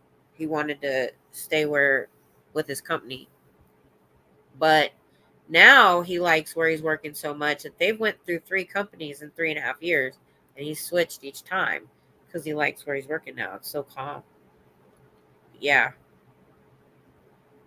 He was out patrolling one time on SpaceX grounds, and there was an explosion. Something exploded, and I don't know what they were doing, but they didn't tell him. And he about lost his ever-loving mind. He thought the world was coming to an end. All because they just didn't tell him. My friend's son works for SpaceX. He loves it. Yeah, my daughter's man's brother in California works for SpaceX. I guess they've got something going in California. Oh, and then when they opened up down south, what's that place called where they opened SpaceX down south? They offered my husband to go down there, and I was like, yeah, let's go. It's right near South Padre Island. We could take the camper and just stay in it. He was like, no, I don't want to. It's his career. I can't tell him what to do.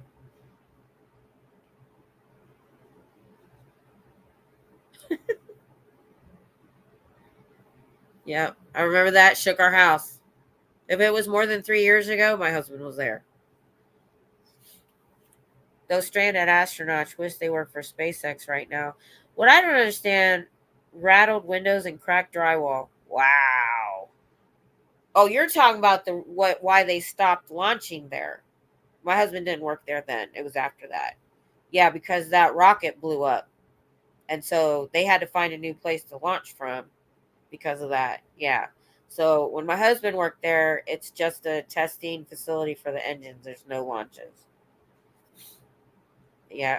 The problem I have here, even being the distance I am from post, depending on where the hills are, when the tanks are firing, my windows rattle. Yeah. My husband was telling me about that explosion. I think we looked it up on YouTube, but he started after that. Been to South Padre Island many times. Actually, I have relatives all over the state of Texas. We went because my husband was military. Every time he got leave, we would go home. Well, after a while, when we got older, they were staycations. We never went on a vacation because he traveled and he didn't want to camp either. After I got sick and after he retired, we finally took our one and only vacation, real live vacation ever, and went to South Padre Island, got a 3-bedroom condo on the beach, let the kids and their families come down for like the first night, and then they had to leave, and we had the next couple of days. It was the best vacation ever. Matter of fact, we liked it so much, we were about to buy a condo down there when we noticed there was a lot of property on South Padre for sale. So we looked it up. What had happened was a lot of people in Mexico owned that property and they had closed. This was several years ago.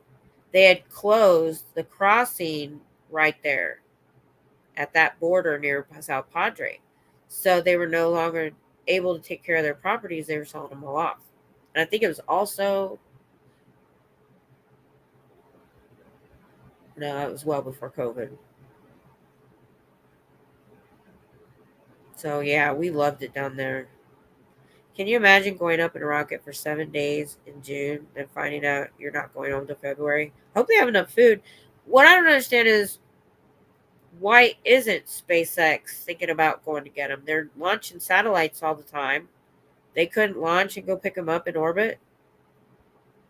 I got to look into that more because I just found that out that they're stranded like a few days ago. That's how so uninvolved I am in the rest of the world sometimes with the Scientology stuff that I don't even, because your feed gives you what you watch. So I don't get, and I don't watch a lot of mainstream news. Yeah, I feel so sorry for them. They may not work. They may be okay with it. They may be having a good time. The suits aren't compatible.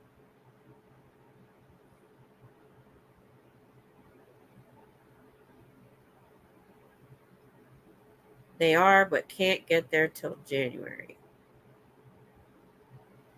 Wow. I'm going to look into that some more. Let's see what's going on. Yeah, I didn't even know that was going on.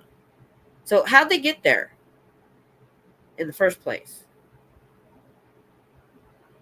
Did they fly up with like Russia or something? Or I'm confused about why they're stranded.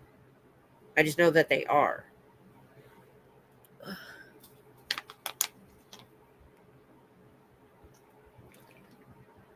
Does anybody want to come on? I can give you the link. Look up the weird noises they were hearing. Oh. Maybe they'll send the volunteer ministers to get them. NASA sending a 4-man rocket with only 2 in January to bring them home. Okay, so NASA's going to do it. Okay. So exactly why are they stranded? Well, what exactly? They went up in a Boeing rocket. Oh, I didn't even know Boeing had rockets. That's news. I am so out of touch. Honestly, if it's happened since January or last year, I'm out of touch. It's been Scientology all day, every day. Boeing rocket screwed up. Okay, got it. Gotta take my hooch for a pee. They're stranded because they didn't do enough auditing. Adam. Yep. then keep their TRs in.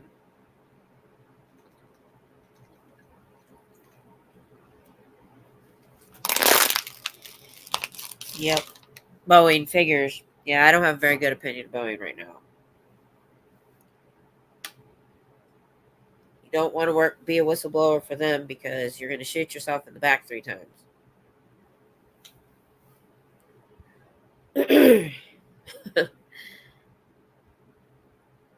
Well, if there's trouble, you need a Scientology person. They're the only one that can help. Yes, they need Tom Cruise. He needs to go up in a rocket and go get them. Didn't they just say Tom Cruise was talking about wanting to film in space? Of course he would. Of course. So maybe he'll go get him and they'll film it. He's got 6 months to plan. No, that's not quite 6 months. 4 or 5 months. I still haven't even watched his thing at the Olympics. I heard about it, but I haven't gone and looked at it. I keep forgetting.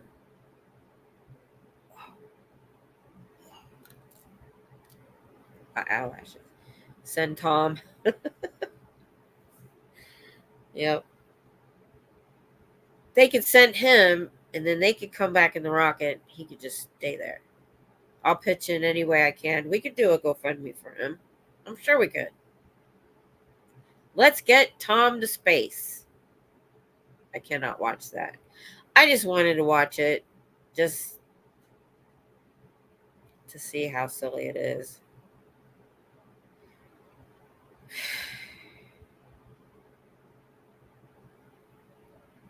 I don't have any words for it anymore. I watched the last Mission Impossible movie, and even that wasn't. I have the IMDb app on my phone, and when I have a good reason, I'll leave it a review. And I left a book. I said, so disappointing, so not what we're expecting from Mission Impossible. They tried to make it a comedy. That's not what it. And they were messing up all the time. That's not what we're looking for in Mission Impossible. It's supposed to be Mission Impossible. We can do it. Rockets can't propulse through a 10-tar vacuum. Astronauts can't survive in this vacuum in cloth suits. The temperature outside the space station, is minus 453 degrees Fahrenheit. Holy crap. A Tom Cruise missile? Adam. Heck, Elon may give him a free ride.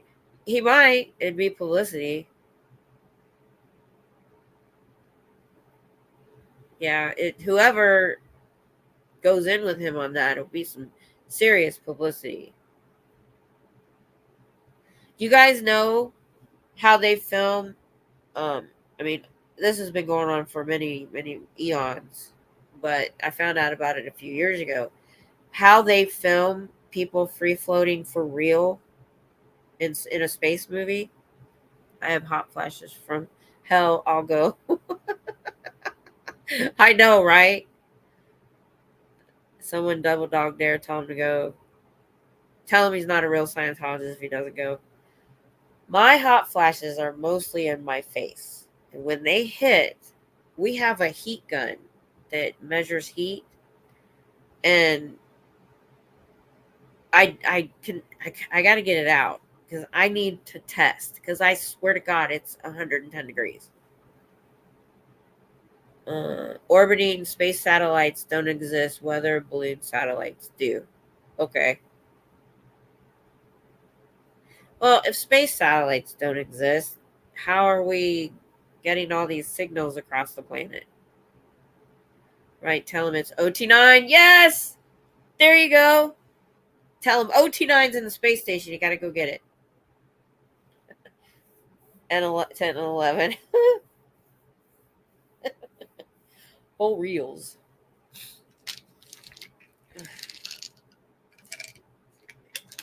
Man, stuffy. Oh, what?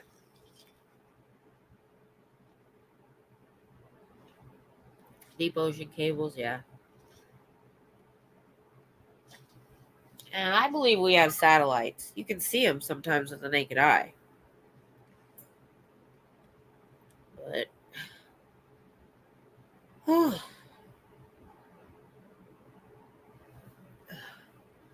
I used a cream from health food store, a dime size on chest, called Progesto something. I'm writing that down because I was supposed to get. I dropped my notebook earlier back there. I haven't got it yet. I'm fairly sure I don't exist. Oh my gosh, we had that conversation in high school. My commander in ROTC was a psychologist. I was going to go into psychology first before I wanted to be a school teacher. Progesto. Oops, sorry, doggy. I was writing on top of my dog. She got uncomfortable. Progesto cream. Check it out. I can go buy Whole Foods in Austin. They might have it.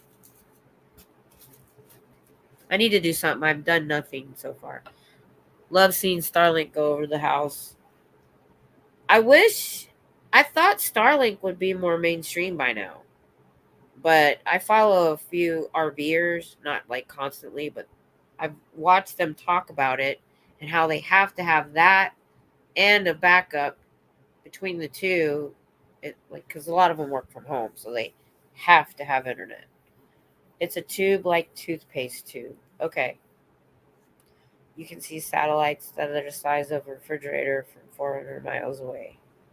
No, they're much bigger than a refrigerator. And it's usually the light bouncing off of them.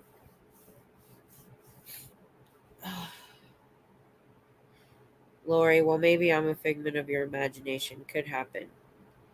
You could have been AI. We've only seen you on video. Yep. You could be just. Remember that model that was all AI? T-Mobile is adding satellite service soon. I left T-Mobile.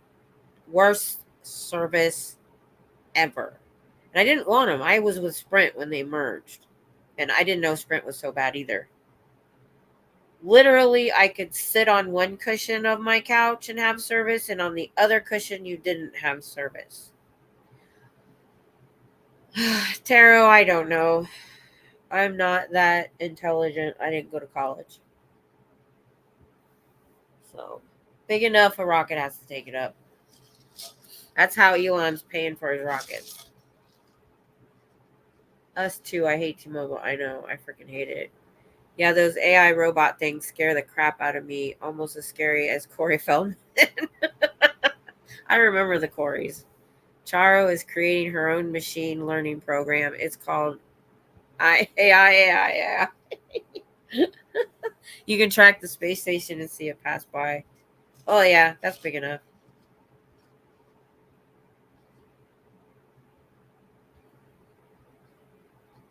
No, I don't think you can see satellites with all of them with the naked eye. I think you have to have some help. You can try. Oh, I already read that. Adam, you're a hoot. You're a hoot. So earlier I'm gonna tell the story again because it was so freaking funny. My husband was getting ready for work, and this is about 9:00.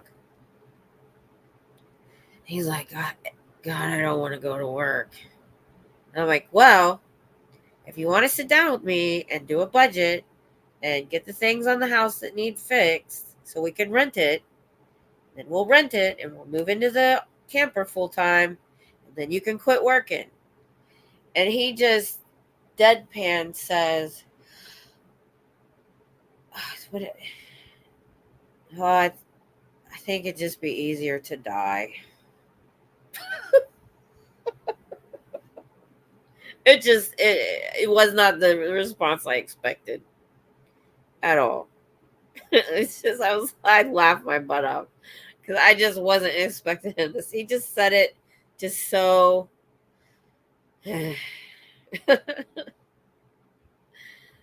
Oh my goodness! I'm like, we do need to get it. I'm done. I'm done taking care of a 3-bedroom house. It's a small house. I just can't do it anymore. He can't do it anymore. I'm ready to, and we can make better money renting it than we can selling it right now. So that's why I got such a big travel trailer. The plan was to move into it full time, but now it's too big. You can see the space station with a telescope for sure. I don't have one. Adam, coochie coochie coo.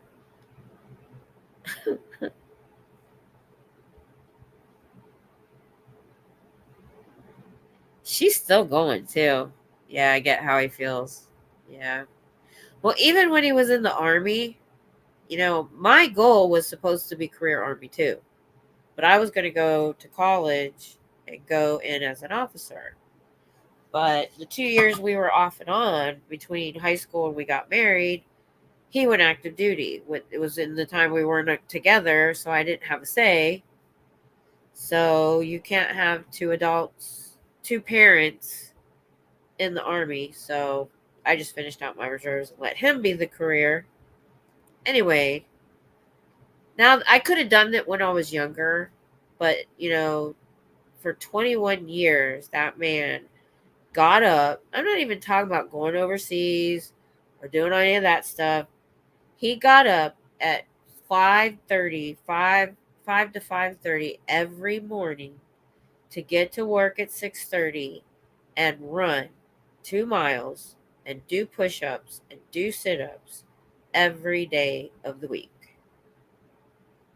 Man, and you can't call off. You have to be dying. You have to go on sick call. So, no. I don't think I could have done it. Not for that long. I don't think I could have done the 21 years. So, I was always appreciative of that. And he did it to make sure that we had a paycheck and I wanted him out at 10 years. And he said no because he wanted the retirement and the health benefits, which I got sick 3 months after he retired. Was not planning. Every time I go to a specialist, every time I go to a doctor, he's like, this is why I stayed in. But it ruined his body too. They tell you when you do the whole 20 years in the military or in the army that when you get out, your body is 20 years older than you actually are because of what they put it through. The exercise they make them do is not done well. They actually did aerobics a few times, and they really should do that more. I've been talking and not reading.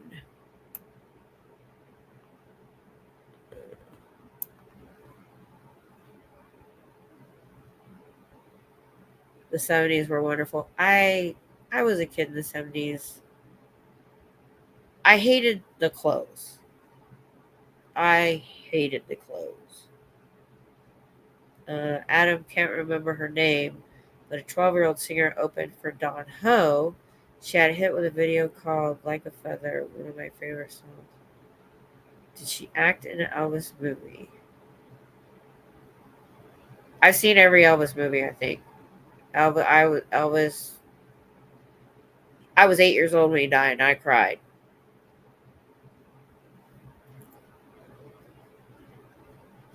The girl, we can't remember her name. I know.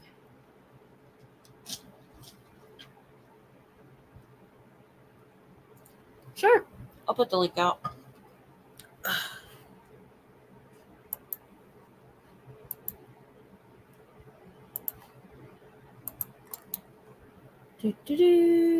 Paste. There you go. Oh, I can bring this a little bit closer. Now, I don't know why I'm getting so dang stuffy. There was a group. I hear you talking about Hawaii. Oh my gosh. So, in the 90s, I got a cassette tape of a Hawaiian group that I swear was called All for One. And I loved all the songs on it. Some were English, some weren't. and it got destroyed, and I have never been able to find them. Okay, I'll put it out again. I'm having a beer. So her name was Nick Acosta. She recorded it with Don Ho when she was 5. Oh. I can put stuff on the screen. Let me see if I can find it. Hang on. Nick Acosta. Nick Acosta. Nick Acosta.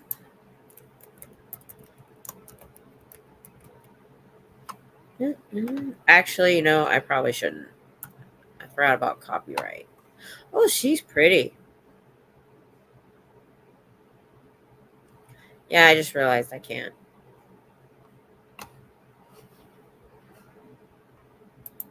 I was gonna play it, and then I remembered I shouldn't.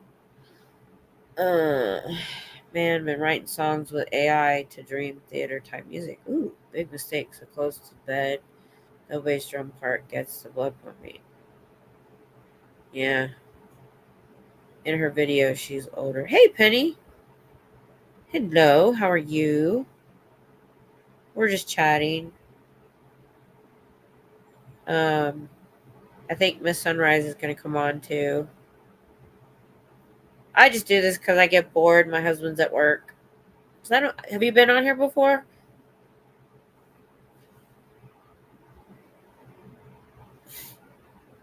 Copyright is the Xeno of YouTube. I know, right? Totally. Thanks, Kathy. I have her CD. It's awesome. Awesome. That's cool.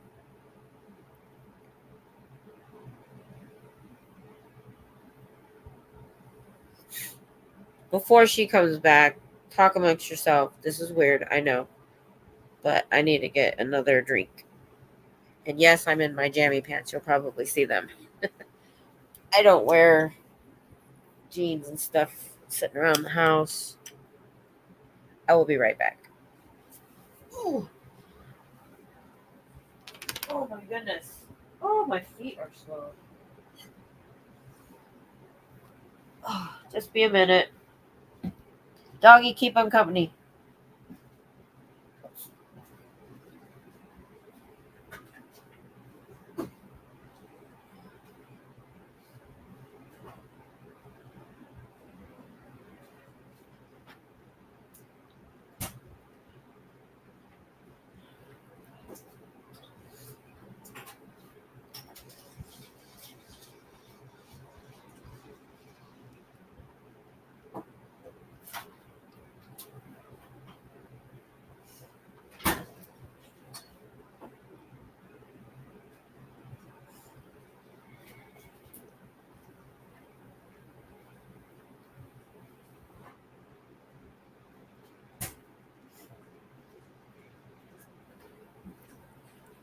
Ah, you didn't do your job. You didn't keep him company. What'd you lay down for? Move. Excuse me.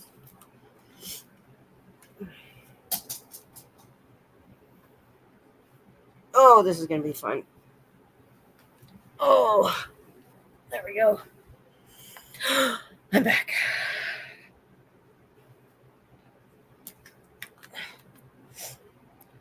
I thought Petunia was going to keep y'all company. Guess she gave it up. No, she's a mutt. She's Boston Terrier, Pomeranian, and some other things.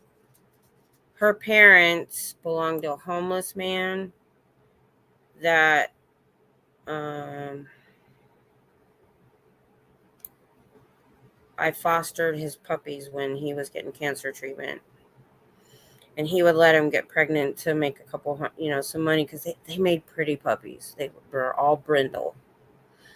She was Frank Sinatra's goddaughter and music arranger for Don Costa's daughter. Ah, I'm thinking of a number between 1 and 10. 11-2.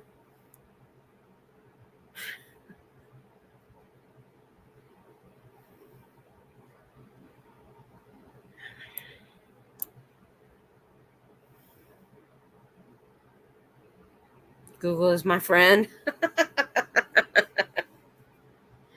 Yep. when Google was fairly new, or the internet, I can't remember which. I was at work. So this was a long time ago. So I Google everything. Somebody said, bless you. And we were wondering where that started. So I Googled it. That was like my first real live Google. And when I found out, I stopped saying bless you. I did stop. I'm like, I do it if I'm in a group, but at home, my husband's like, you don't say bless you. And I had told him why.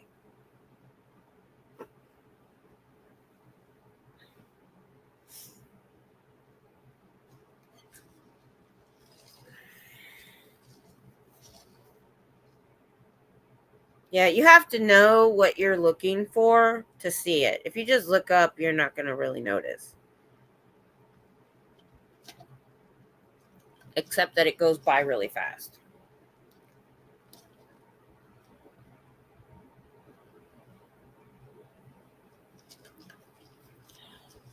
I'm not one.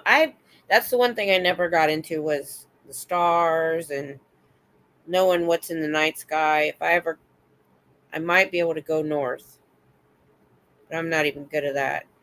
Google told you I was thinking 6. She grew up around Frank Paul, Anka, and Sammy Davis. Lots of good music. Oh, I have a CD I made back in. Oh my gosh, what was that streaming service we used to have? Well, I had a lot of Napster. I might have done it off of Napster. Hello. Hello. Sorry, it took me a minute. My Okay. Keurig is slow. Yeah, that's okay. I was saying that I made a CD of Dean Martin, Frank Sinatra, all that stuff. They were talking about those singers, and I have a CD that I made of all of that. I think I called it Vintage Lounge. Yeah, I just realized Sorry, I just realized I can't see the chat. Okay. You can't? No. I mean, I can either see the chat or I can see you. Oh, really? You don't have the comment at the top right? No, because I'm on my phone, it's on the bottom. Oh, it's not, probably because you're on the phone. Yeah, I've never Yeah, done this on the phone. I was too lazy to get my laptop out. Yeah, I get it. I I love Napster. I started downloading I this mean, song in '98. This is what Adam just said. I love Napster. Do you remember Napster? yes. I started downloading a song in '98 and it's almost done. Oh my gosh, that was so true. I I downloaded Overnight. so much music off of Napster. But here's the reason I rationalized it to myself that I wasn't doing anything wrong. Because I would have never went and bought that stuff. I only did it because Yeah. it was there. But I would have never bought 99% of what I downloaded. Yep. Metallica trying to sue me. I have my first father-in-law would go in and download all kinds of like Christian music or whatever. He'd Yeah, have I all couldn't kinds of find CDs. anything. Yeah, he had all kinds of CDs of gospel music, and he'd make them for everybody else. You know. Yeah. I made Yeah. a friend's wedding music on there. That was my job. I had to make the wedding music, Oh including wow. the walk song. So thank Oh goodness. Sue yeah. everyone. You remember what ended up happening is Madonna or Metallica, one of them, they put a virus in their music. Supposedly. I don't Oh know if they said it to scare you or if they actually did it. LimeWire. I never did do LimeWire. There was another one that came right after Napster you could pay for, and I had it, but I don't remember what it was called. Jeez. My brain is Swiss cheese tonight. Can't remember anything. So how are you? I'm doing okay. Better today than I have been. I had what today wasn't quite as stressful. So That's anyway. cool. So Do you need what anything? about you? No, I just thought you look like you were kind of lonely. So, yeah, I Yeah. started doing this. I've started doing a thing on Friday nights. I've done it for the last couple of weeks. I think I'm gonna try to make it a regular where I put the link in my chat, and whoever comes up, and we have had so much fun. Oh, cool. Yeah, I'll check it out. I didn't yeah, look you'll at have to come by. anybody last night. I fell La- asleep early last night, actually. Last night I ended up we had Dusty and then Mary from Blessed to Crochet, um, Scooter Mom, and the Journey 2020. Oh, They neat. all That's yeah, a they all popped in with me. We had a lot of fun. I don't. I think that was everybody. I'm sorry if I forgot anybody. Ben. Ugh. It's being in there causing problems. Yes. He says, I'm so happy. Finally got Love Shack out of my head. Now it's in my head. Thank you so much. Ben, My husband I loves will that. sing. I will sing the world's most annoying song for you, Ben. Uh-oh. Sounds like a There's threat. anybody that watches like Pup Rumors chat at night with Papa Smurf in there will know exactly which song it is. It has to do with the shark. Is all I'm gonna say. Kathy, he said, my side still hurts from laughing so much last night. Oh, I'm sorry. I missed I it. know that's because Papa Smurf is hilarious. Yeah. Him and Adam. Adam's in here too. Yeah, You and guys. then usually in Pup Rumors chat, it's Brad drop short media. Him and he's almost always in there. Him and Yeah. him and Papa Smurf and No Face. They all get they get going a lot, and it's hilarious. Oh my goodness. Yeah, I've seen Papa Smurf before. He gets ornery a little bit He thinks he's sometimes. ornery. He thinks he's ornery. He I pretends to didn't be realize ornery. he was He much pretends. younger than me. Because I guess the white beard, the Papa Smurf, I just thought, Yeah. you just because you don't know what somebody's really gonna look like, and I just kind of thought he might look like a Papa Smurf. I was wrong. Yeah. He, he's. I think I've even told you before. I said some people just don't. I said some people are gonna think don't know how to take you. They're gonna think you're mean or something. He's so funny. My He cracks Private me up. Idaho B-52 song. I don't know that one offhand. My husband Hey, probably hey, would. hey! I'm sorry. I got like four of my cats have decided they want to wrestle right now and be My extremely dogs did loud the about it. same thing. They're usually asleep, fine. I don't have a problem. And tonight they decided to be ornery and just make all kinds of noise. Now they're asleep. One of them just went flying over my daughter's toy box and landed on her uncle on the other side. Supposed to Or meet maybe up the with uncle. Papa when I'm in Belfast. Oh, good. Awesome. Who said That that? sounds fun. You know, yeah, Papa Smurf makes me laugh every time. I love when I see him in there. Yeah. And I said that about Adam. I don't know whose chat we were in. Was it Natalie? I can't remember. But they were talking about Adam and his hilariousness. Yep. I that's love giving him. one thing I love about this whole community is it's not just one chat and one creator, one stream. It's a whole bunch of them. And usually you can go into any of the streams and find friends in there. Yeah. Yeah. I know when the internet first started. So I graduated in 87, and I think it was 86. They were starting to build the computer room. And I could have taken the computer class my senior year. I was like, oh no, that's not going to be a big deal. Wow. Now you wish you had. Yeah, and so then when the internet was fairly new, you had the chat rooms that you could go in, Mhm. right? And I was never interested in that. I said, why do I want to go into a chat room and talk with strangers You know, Right. my Exactly. husband's my best friend. I talked to him, and at the time, I probably had friends still. Like, I don't see the point. But this is a bit different. Different. It's Mm-hmm. a lot. Well, it's a lot different actually, because that back then you would just go. To me, that reminded me of what Discord is or Yes. Reddit. You know, where you just go Mm-hmm. into a room, random room, and you know, although Discord seems to be a little bit more, but you know what I mean.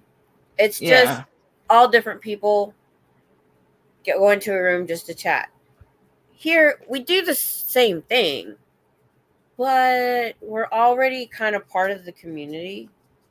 Mm-hmm. You know, it's more of a community than a chat room, I Exactly. guess. And I don't know how to really explain it, why it's so much different, and why I feel more comfortable with it. I've never been on Discord. I've never been interested until Oh Hell No gave me the link to the one Discord for small channels. Although I Right. haven't done anything in there, I but haven't either, and I think I'm actually like an admin or a mod in there, and I never go there yeah. because I'm so confused by it. Look, I guess this is because you're in a chat of a probably a creator, that you already support. So you right. all have a communal, reason to be there. And then you might have side chats that have nothing to do with that.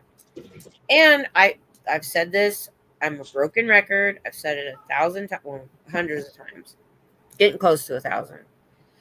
That just to be in the chat of this community in the first place, you have to have a certain personality, a certain empathy and heart Hmm. to want to be a part of the SPTV anti Scientology community and to Exactly. support those creators. And then when we do something like this, yeah, it's different, it's fun. We're not doing the Scientology stuff, but we all come from that community. And Right. I don't know how to explain the difference, but it's different. That's why that my Friday night thing I started name Mhm. calling it, letting our hair down, because Yeah, basically, that's what it is. I wanted everybody to come in there just kind of de-stress, talk right. about whatever they need to talk about, you know, and go from there.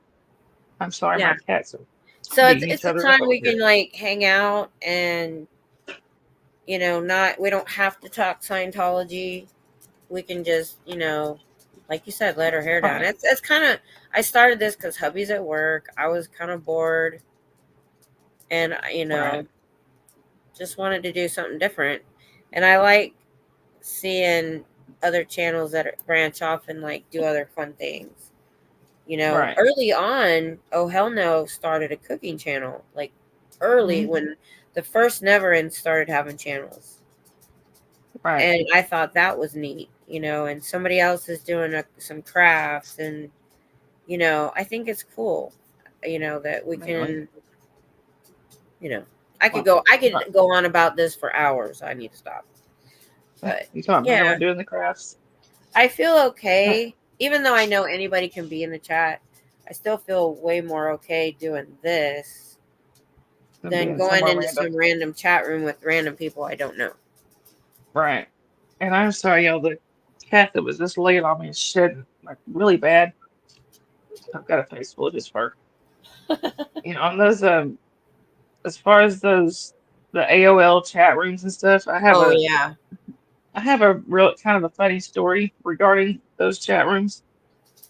So this was, I think I had just graduated high school, so it was mid-90s. And I was in one of those chat rooms and I got to talking to a guy. I was talking to a guy that said he was from the same the same town that one of my cousins lived in down in Florida. And I asked him if he knew anybody with my cousin's last name, and he's like, "No, I don't know anybody with that last name." Well, my cousin was a model. I mean, he was very nice looking, very good looking guy. Well, when this guy told me, he said, "I'm gonna send you a picture of myself." I said, "Okay." So he emailed me a picture when I opened it, and I went right back in the chat. He said, "Well, what did you think?" I said, Why did you Mm, send me? I said, I thought you said you didn't know anybody with this last name. Give my mm-hmm. cousin's last name. He said, I don't. I said, then why'd you just send me a picture of my cousin? Mm. He never talked to me Oh again. my gosh. Oh And my gosh. I, Wow. I saw my cousin a couple weeks later. We went down for a big family thing. And I told him about it. He's like, why would anybody send a picture of me saying it's them? I said, have you looked in the mirror lately? That's why. He just died laughing. He thought that was the funniest thing ever. Adam just said, not Right. talking about Scientology is the ultimate protest against Scientology for cults, not thinking about them as treason. That's a good comment. Really It good comment. is. Makes me feel good about doing this, actually. Kathy, you need to Exactly. have a few laughs to distress or Scientology drive us crazy. Yeah. There are days I come home, and that's why I tell people to put things in my comments, because I do a brain dump when I get home, because it's an hour and a half home. Mhm. So I'm like, I'm usually listening to something Scientology on the way home. But then I get home and I do a brain dump. Totally. Yeah. Like, but I have an interesting story too. So I have been a very good detective a few times. And here's a funny story. So early on, people pretty much used, when you got an email, you put your home address and your home name. A lot of people did back then, way Hmm. back. And this was when Yahoo had those games, those card games and stuff you could play with real people. And I would play euchre, because euchre is only a Midwest game. If you're not from there, you don't know what it is. And so nobody Right. down here played it, but they had um, a place you could go to a table and play with three other real people, and you could chat to each other a little bit. Yeah. Okay, you'd say, "Oh, great job, partner," or this or that or the other. But what I didn't like about it is you could private message each other. I'm like, well, you could cheat. I would never cheat, because I'm like, there's no fun in that. There were people who did. Anyway, so this guy lost, and I don't even think he was my partner.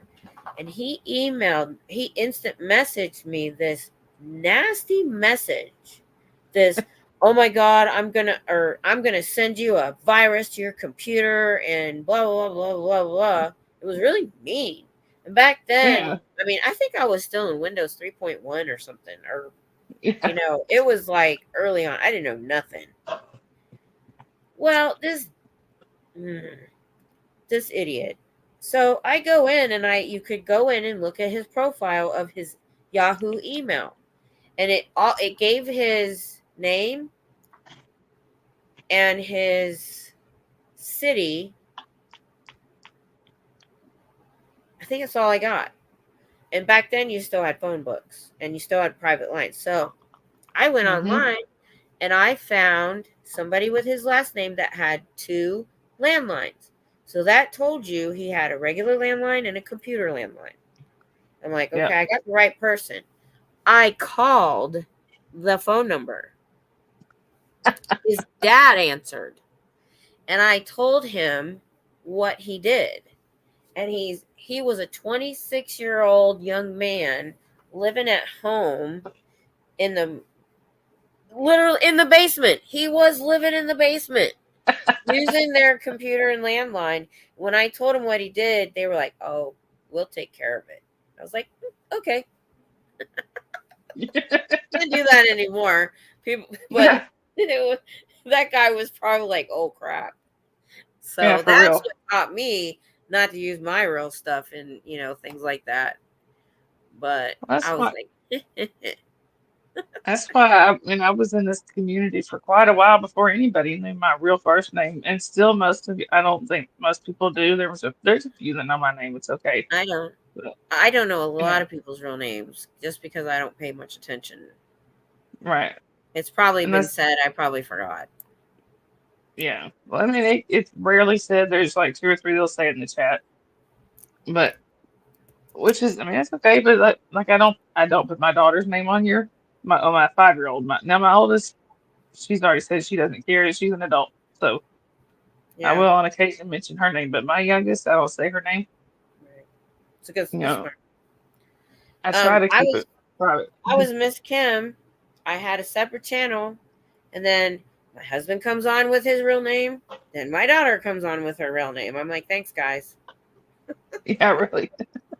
Totally ruined it. I only got My one name. I had it all my life.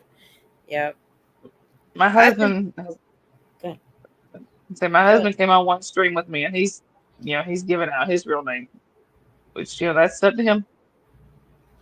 But I don't know if you've heard with him. He and just so for y'all that are in the chat, and my husband, he's awake, so y'all have been warned. If he sneezes, the whole country will hear him. He's got like the loudest sneeze. He, if you go on Maya, to Alice in Our Supply Borderland, she's got a short on her channel that she made for one time when I was on a stream with Cricket, and he sneezed and scared everybody in the chat. He was 2 rooms away, and I know, like Susan said, she had to peel herself off the ceiling. Um, Cricket had stepped 2 rooms away from the computer to help her mom from it, and even she heard it. She came back. She's like, "What was that?" Yeah, it was bad. Oh wow. You just all watched me wrench my neck. Oh my god. I get Uh-oh. injections all the way from here to the bottom of my shoulder blades and out here every 4 weeks to loosen the knots. This nerve right here. I literally can move my head this much and it will yank and burn up the top of my head. If anybody's had that problem, you know what I'm talking about. Oh my god. Okay, Youngstown. I had relatives in Youngstown. I'm from near Columbus. Um, Ohio, kind of right? south and west. Well, actually, my family originally is from Columbus, but I personally lived. My mom never wanted me in the Columbus City schools, so we stayed in the small towns. So, yep, I've been in Youngstown. So you live in Waco. Ohio, right? So get this, Toby here already told me she lives in Waco, where my husband's at work right now, and now we're finding out we're both from Ohio. Really? Weird. Yes, my first Yeah. name is Miss. Hey, I got to talking. On speaking of those chat rooms, I got to talking to somebody one time and found out he was literally around the corner from me. And Who is? the guy, this guy I was talking to is on one of the AOL chat rooms one time Oh, yeah, yeah, yeah. because he was literally right around the corner from me, and I was like, "Do you know Ricky and Adam?" Which is a couple of my friends or brothers. He said, "I live in the house next door to him." Yeah, it was. Uh, for some reason, I never wound up actually meeting him. I just thought that was so weird because it wasn't even Oh, a mile from really? my house. I think you would. Yeah. Can you see the comments when I bring it up? When you bring it up, I mean, I see that they're there. My eyesight. Too small? Okay, I was just Yeah. bringing it up so you could see some of the comments because I was reading them. But I yeah, assume your first I'm name is like, Miss. Oh, oh my Wendy. gosh, Toby. When I go to protest, I wear my Buckeyes hat. And if you watch the guy that attacked me on Wednesday, he started with my Buckeyes hat.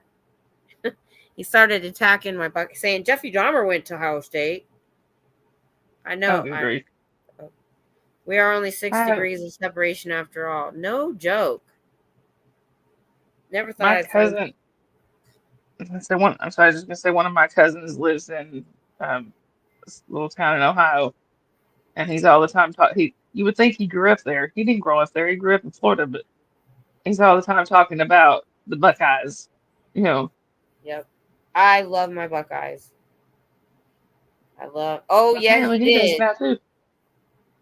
Yeah, he did. He started in on my Buckeyes. I was like, I miss I missed the attack part. I didn't even know that had happened. So, we talked about it a little bit. I think with self. Anyway, this is what happened. Found out he's Pro Snappy and Self already had run-ins with this guy. So I was about to leave, and this guy, I looked later to find out where he came from. He's an older guy, but he's on a skateboard. And he skateboarded. He could have left the org and come all the way around to across the street, and then came when the light, everybody was crossing, he beelined across the intersection at me, came around me, and started just loudly talking about Jeffrey Dahmer being at Ohio State University. But then he goes into just attacking me about being there and that I'm promoting Scientology and bad publicity is good publicity. And he literally said, if you don't ride a skateboard, you can't have an opinion. And just kept on and on and on, all stupid, inane bullcrap. And so I called him on it. I didn't let him get me in an argument. I kept saying, well, give me facts. Give me facts. Yeah. I go, you're just interrupting me with bullcrap. Give me facts. And he reduced himself to calling me cuss words. And I was like, and he just reduced himself to curse words. And when you get to there, you have no argument. Right. I'd go to jail. I know, right? He's lucky he didn't stay on that very long. He didn't say anything bad about the actual Buckeyes. He just said Jeffrey Dahmer went there. And I'm like, well, I knew Jeffrey Dahmer was probably from Ohio. I kind of remembered that. And he said, well, he didn't kill anybody in Ohio. And I'm like, well, that's good. So I thought the guy was just wanting to have a conversation at first. So anyway, so he was a jerk. Yeah. I haven't been able to actually go out and protest yet. There is no Scientology here. The closest orgs to me are it's 2 hours in either direction. Oh wow. So yeah, and my old van, I'm not 100% convinced that it would make it very many trips doing that. So I think once I get a chance, I either want to go to Nashville or Atlanta. Okay. So yeah. So you're in Tennessee then? I'm technically in Georgia, but I am literally. Why did I forget that? Yeah. You're always saying hi from North Georgia. Duh. Well, yeah, I lived in. Did we talk about when I lived there? I think we might have. I've talked to a couple people. I mean, I could probably throw a rock and hit the state line from here. I'm not done with my coffee cup. You're very north. Yeah. Oh. What? I'm not done with my coffee cup. No, I said I dropped the cup. Oh. Well, I actually lived outside of Atlanta in Austell. Literally, I lived on Six Flags Boulevard, actually.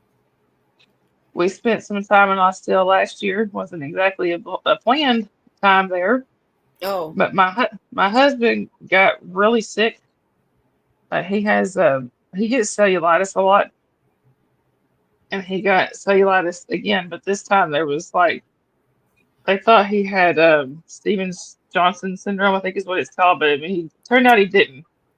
But he had shingles that came up along with the cellulitis, and it made it look like his entire leg was burned from his ankle to his hip. So they sent him to Austell to the burn unit at Wellstar Cobb. So we were there for about a week. Oh, wow. Yeah, he had never flown before. He didn't have any desire to ever fly, and they had to fly him there on life flight. He was not a happy camper. I mean, they gave him all kinds of stuff to try to knock him out or make him, sedate him or whatever. It didn't work until he got down to the hospital, and then it kind of made him a little crazy. Like he thought they had taken him. He called me saying that they had taken him to it's like there's aliens around here, and I think they're taking body parts. Wow. You are in a hospital, and you're gonna be okay. Oh wow. Oh my goodness. Shingles are not funny either. No. My husband almost lost shingles till he took the vaccine, and then he started having shingles. See, I almost lost him that time. Oh my goodness! There was about 5 times in that 12 days that I almost lost him. Oh my goodness! So, Is he doing better? Yeah,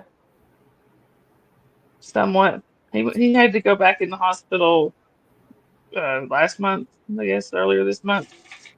Well, no, it was in August, so he had to go in for a couple nights. But for the most part, he's doing okay. He gets, like I said, he gets cellulitis every single year. It's gotten to where now we just walk and we're like, look, these are the antibiotics that takes it out of him. Can you just give him this one and this one? You know. Yeah. Toby, who lives in Waco, her husband works for a helicopter EMS company. My daughter, and when we were in California, she was on an ambulance airplane. The Oh wow. day after she was born, she was having issues, and they flew her to San Francisco from where we were in Monterey. And I went with her, and it was this skinny little plane. Literally, you had a seat on each side, and that was about it. And the nurses in the incubator, and they flew us to San Francisco, and we went over the water. It took like 10 minutes, and it's like an hour and 25-minute drive. Yeah. But I lit the turbulence. The doctor even said the turbulence was worse than she'd ever felt in 2 years. You could see both windows, so I could see the plane do this. It went from here to over here, sideways. I was like, Wow. okay, yeah. So she spent 8 days in the NICU for dehydration. I found out I couldn't breastfeed. She wasn't getting anything. It was my fault. Yeah. What? So that No, was not your weird. fault. But the first one was premature, so I thought, well, it didn't work because he was premature. But then she was like almost 9 pounds and healthy. So Right. we figured out by then it was something involved with me. But it worked out okay. But Yeah. that was a very interesting plane ride, I have to Uh, say. My, my husband told me, he said, when they were, he said, I felt like I was hanging out of that helicopter because, of course, they don't have the door doesn't, it was one of those that they just loaded him in and went. There was no door really. Right. And he said, I felt like I was hanging out. He Yep. said, it took him like 15 minutes to get there and it's like a 2.5 hour drive. And Yep. he was like, you know, he said, I felt like I was going to fall out of the helicopter. I said, they weren't going to let you fall out. I mean, I took a helicopter ride in the Army, and I was in that side seat and nothing holding me but a seatbelt, and they're literally going right above the trees, and they were turning like this, and I was like, I thought it was cool at the time. I was young. yeah, I would have to. But I'm y'all can kind of tell scared Marilyn. I'd rather go in the ambulance. Yeah. Y'all can, if Marilyn sees this, I'm using her cup. Oh, neat. That's neat. I Well, like. this is, I got, it says, don't burn my biscuits. Oh, I have not bought any T-shirts yet, and I was telling my husband I need to get an SBTV T-shirt. So I was looking on I do too. Natalie's channel because I do want the Never End shirt she has, and I want the SBTV logo for sure. So Yeah. I definitely got to get something to wear down there. I I bought even want, a goldenrod colored shirt to wear down there, but I don't know if they get that or not. I want one of the bad actor shirts that Poe has. I want to get one of those. Yep. Somebody had a T-shirt idea yesterday for me. They were going to tell Poe. Dang, I can't remember what it was. Oh, Especially since somebody they said remember I what was, it was? Let me know. especially since they said I'm Osa. No, I know, right? We need to have a shirt for that, just for you They guys. do. I'm Osa. I'm on the list. Right, exactly. I was telling PJ Becky, I said, look, I said, I think you're the only one out there or telling no, my Becky, I said, I think you're the only one out there that I know of that has been declared a bad actor, a plant. I said, have been a protester, a screamer, whatever. So you've been a protester, a screamer, a plant, a bad actor, and now you're Osa. Oh my gosh, that's true. Yeah. Um, the Never End one from Natalie is what I'm saving up for. Yeah, I definitely want that. Folks, I don't know what that And means. See y'all in the chat. I Oh, I promise get I'm it. not ignoring you. Fosa, fake Osa. I get it. Took me a second. Sorry. I Oh, that promise would I'm be a not good ignoring one. y'all. Osa shirt. Yeah, for sure. I'll talk to somebody because there was enough people on that list to have that shirt to say I was on the list. Right? Something like that. Let's see there. Just in one of the mod groups I'm in, there was like 3 or 4 of us that were on the I list. know they picked quite a few people that were well known. I noticed at least, but other than that, no homework was done. That's why this Right. guy that attacked me, it was kind of the same feeling I got when I got that email. It was so much bullcrap that Right. I never got mad. You get ramped up because you want to talk louder than they do, but I never got mad because he was so full of crap and jumping from one subject to another. You know how, and it reminded me of back in the 90s when Mark Bunker was filming them coming after him and they're, what's your crimes? You did this, you I did love that. that one. And that's what this guy was doing. And I he love that said he's video. done courses in there. So they're safe pointing him and love bombing him so that he'll go after us. He's an idiot. So And I have figured out I have at least one of my family members that I can kind of talk to about all the protests and stuff. I'm not going to say he's not a protester or anything like that, but most of my mom grew up in Tampa, and most of her family is still there. And then my dad grew up in Orlando, and most of his family is still there. So, but my mom's brother, my uncle, he's like I said, he's not a protester or anything like that, but he tells me about you know, he'll tell me about what Scientology has been up to down in Clearwater. Because he said he's not happy that they have ruined downtown Clearwater. Oh, I know. It looks like a movie set. It's beautiful. Yeah, Nobody's there. exactly. And my mom asked him. We were talking about one time. My mom won't talk. She don't normally want to hear anything about that stuff, so I don't really talk to her about it. But my uncle and I were sitting there talking, and she's like, "What do you mean? What have they done to Clearwater?" And he said, "Oh, it looks." He said, "It's a ghost town." You He need said that article that was in the Tampa Bay Times because I looked at it. And they did right, this map, this interactive kind of map that showed all of the Scientology properties downtown and had this map. If you can find that right. article, send that to them because now they own 93 properties downtown. Knowing my uncle, just the way he is, one of those, he really likes to research stuff, and he'll really dig into stuff he gets interested in. I'm sure he could probably tell me what all buildings they own without even looking, because that's just how his mind operates. But um, like he told me that he said you go down there. He said I've been down there on a Friday night before. He said, and it was a ghost town. He said I left there, went to I think Ybor City or whatever it was.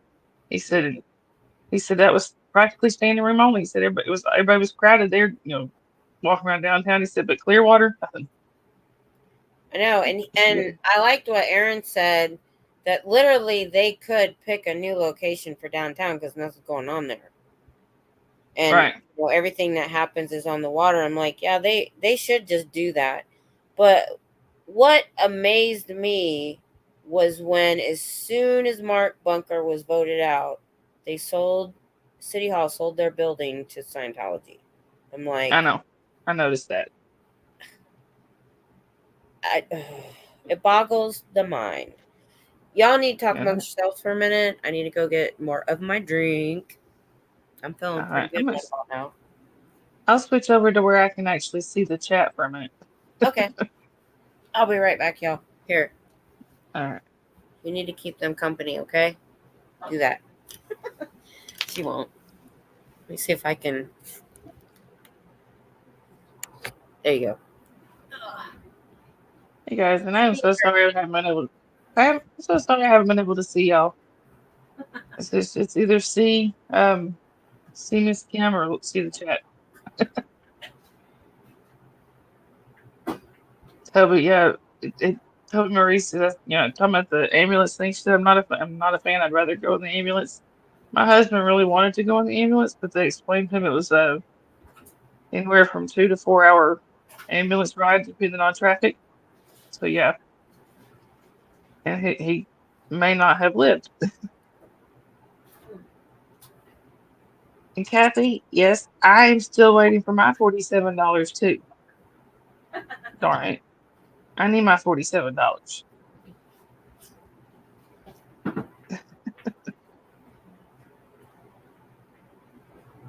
There's there's a few of the shirts that I want, but like I said, the one I really want is the bad actor shirt. I'm sorry, I'm just kind of reading back through here. I'm sorry, I seem to have missed a lot.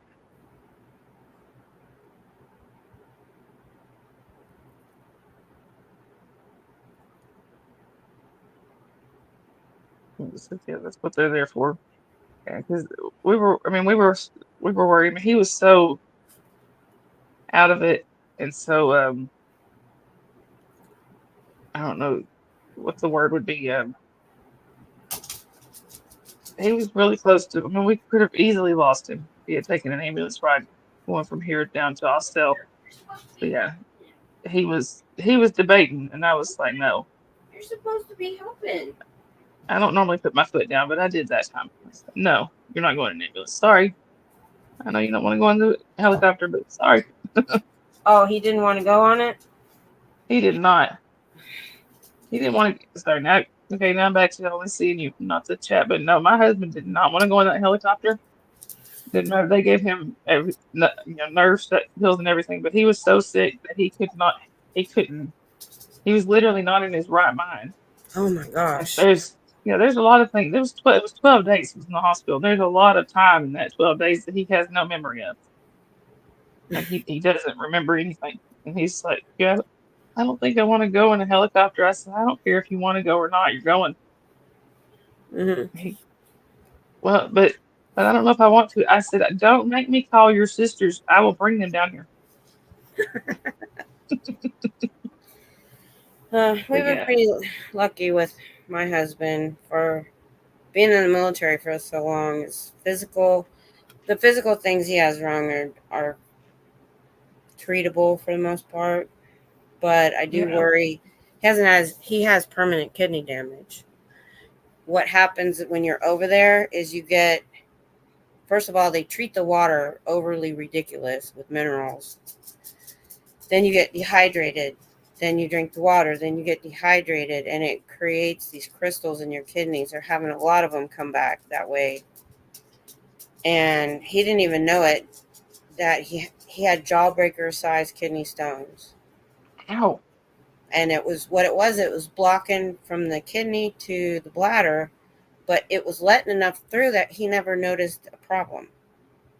Right. And when they finally went in and they drained his kidneys, what we thought were love handles disappeared. So that's his only really major, besides his back and his PTSD, but that's the only biggest medical thing that we have to watch.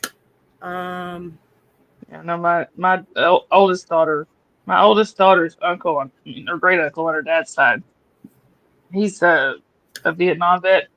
No. He can't go outside on the 4th of July. I mean, even to this day, he won't go outside on the 4th of July.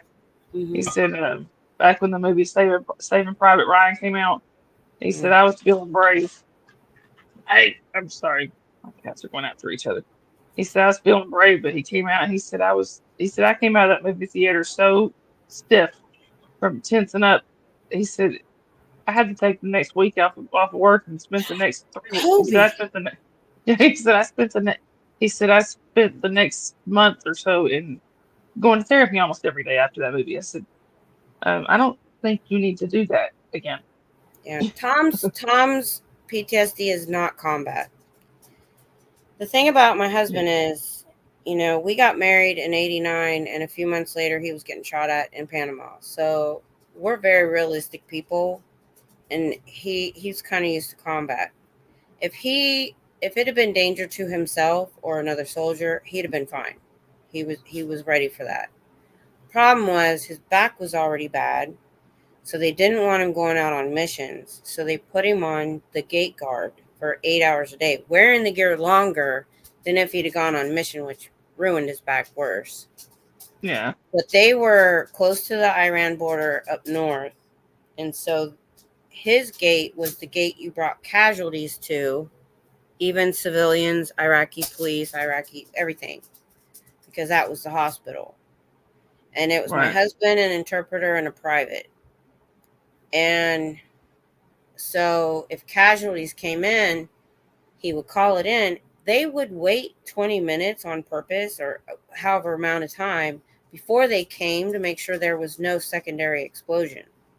So my husband had to keep them going until they got there. And so Right. it was children, women, civilians, all of that. That's Yeah. what messed him up, was the kids and the women. And that he had Wow. to deal with. And I don't know if you guys remember, this was 2006 to 2007.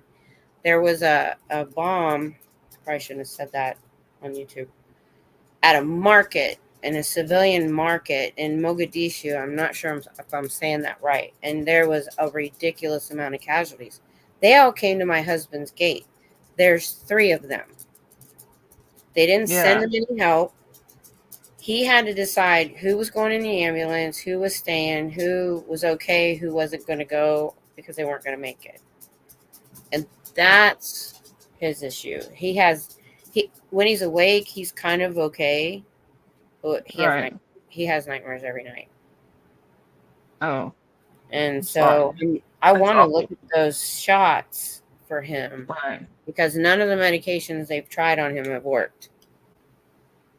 So, Yeah. and he tried group therapy like once. Problem is they make him feel less than because they were all in combat and got their issues, and he really technically wasn't in combat, But it, so the group therapy doesn't work. None of that stuff really works. So I'm really wanting to check into these shots and see if they'll work for him. right. I think they Yeah. would. I really do. I think they would. What I've heard, they Toby, sounds like they're good. oh my gosh. Toby said, you've had 40 stones. Mine are because of a genetic issue. My sister-in-law is similar. My sister-in-law has had similar issues. Ketamine, no. Wow. I think part of the issue with my husband is because he works nights and sleeps during the day. There are things that they haven't really tried. He hasn't really pushed it either. He hasn't really pushed treatment. He's just kind of dealing with it on his own for the most part. I can't make him Yeah. go. Exactly. Yeah. My mom will tell me things. My husband has all kinds of health problems.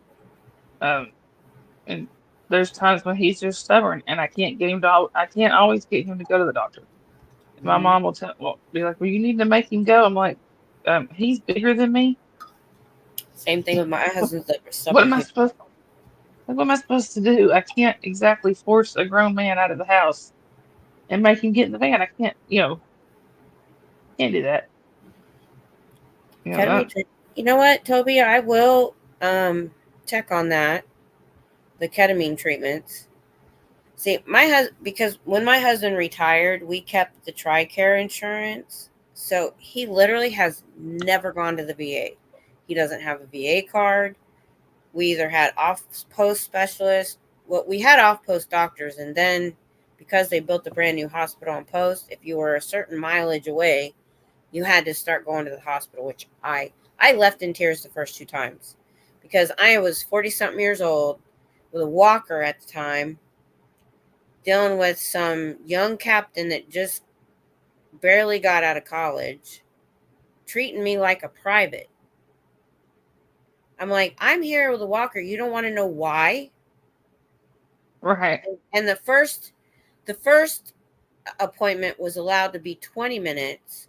15 of that was spent with my history with the nurse. The second appointment I went to was 15 minutes, and you're only allowed to talk about one thing.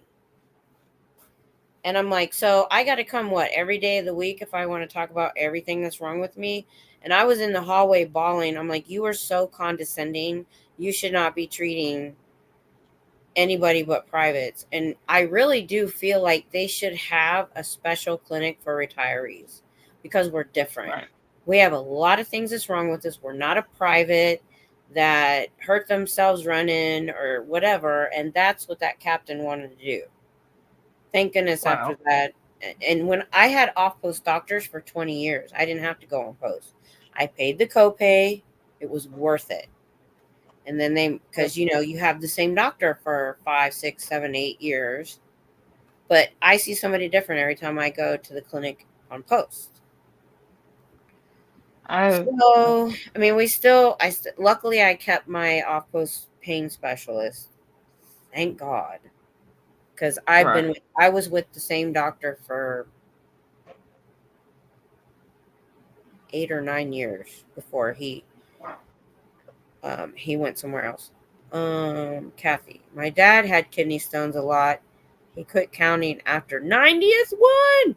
He said it was worse than his bypass surgery. Oh, yes.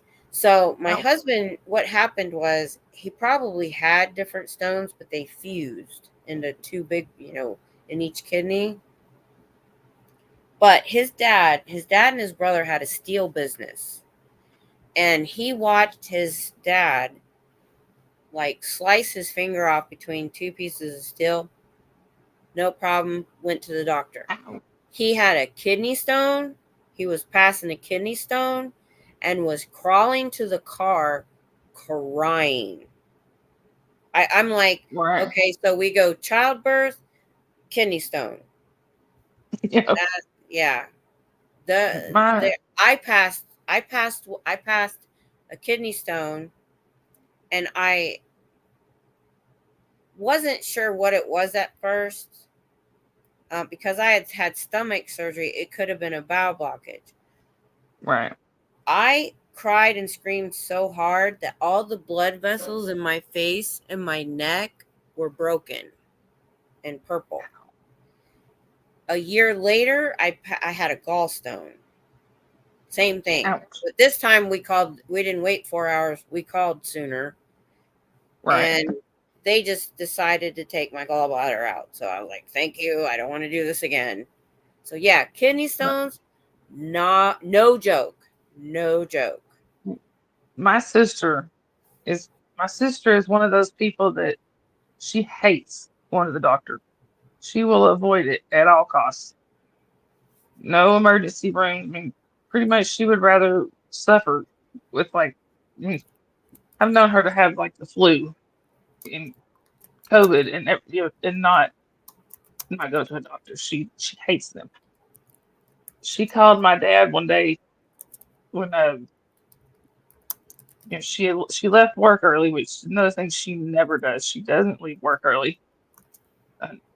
She left work early and went home and called my dad and said, I need you to come get me and take me to the emergency room. And dad just said, okay, and hung up the phone, didn't even ask her why or nothing. And she asked him later, she said, why didn't you ask me what was wrong? He said, because I knew if you wanted to go to the doctor, you were about to die.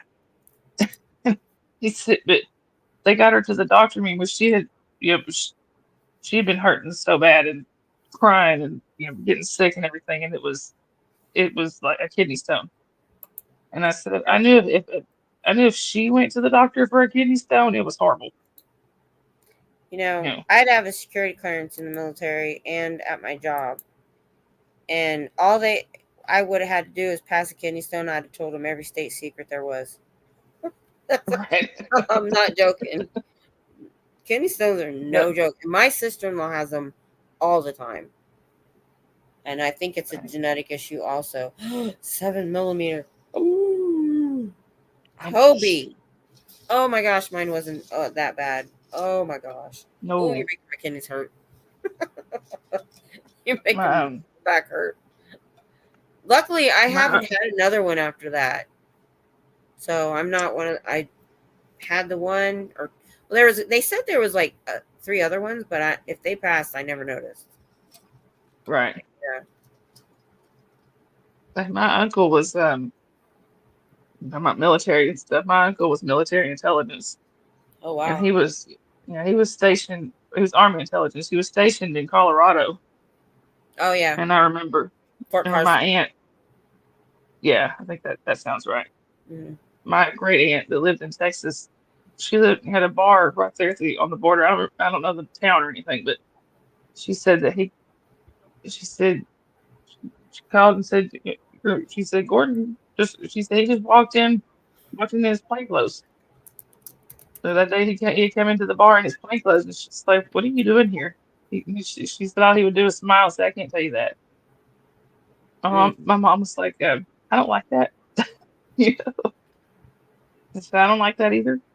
Mm. Yeah. And I had to deal with I that. said, My husband would call me because people think you're separated because of war. No. We were out of 21 years, we were separated over 10. And only 2 of those was technically war. The others were my husband was in the wrong place at the wrong time. Like Panama, after we got married, he went for jungle training and he decided to oust Noriega. He went to Bosnia "Ooh, after everything calmed down and they decided to ramp things up. Things like that used to happen to him. I had a point to this. What was I getting at? Oh, the not yeah, knowing. Okay, so yeah, and then they go to the field. He was in a support platoon, so anytime a tank was out, he had to go. So I would get a call on a Wednesday night, waiting on him for dinner, and he's like, "Hey, I'm not going to see you for a couple days. Bye." And that's all I get. right, So this is all the time. So yeah, he wasn't even in something like that. But a lot of different MOSs have. I was in commo, so at 17 I had a security clearance right, because I had to run the security on the. Back then it was radios. Like we literally, I kid you not, my first field problem in '87, we had a switchboard like they used to have. You take this cord out and stick it here, stick this cord, because yep, we'd run these landlines from different camps. No joke.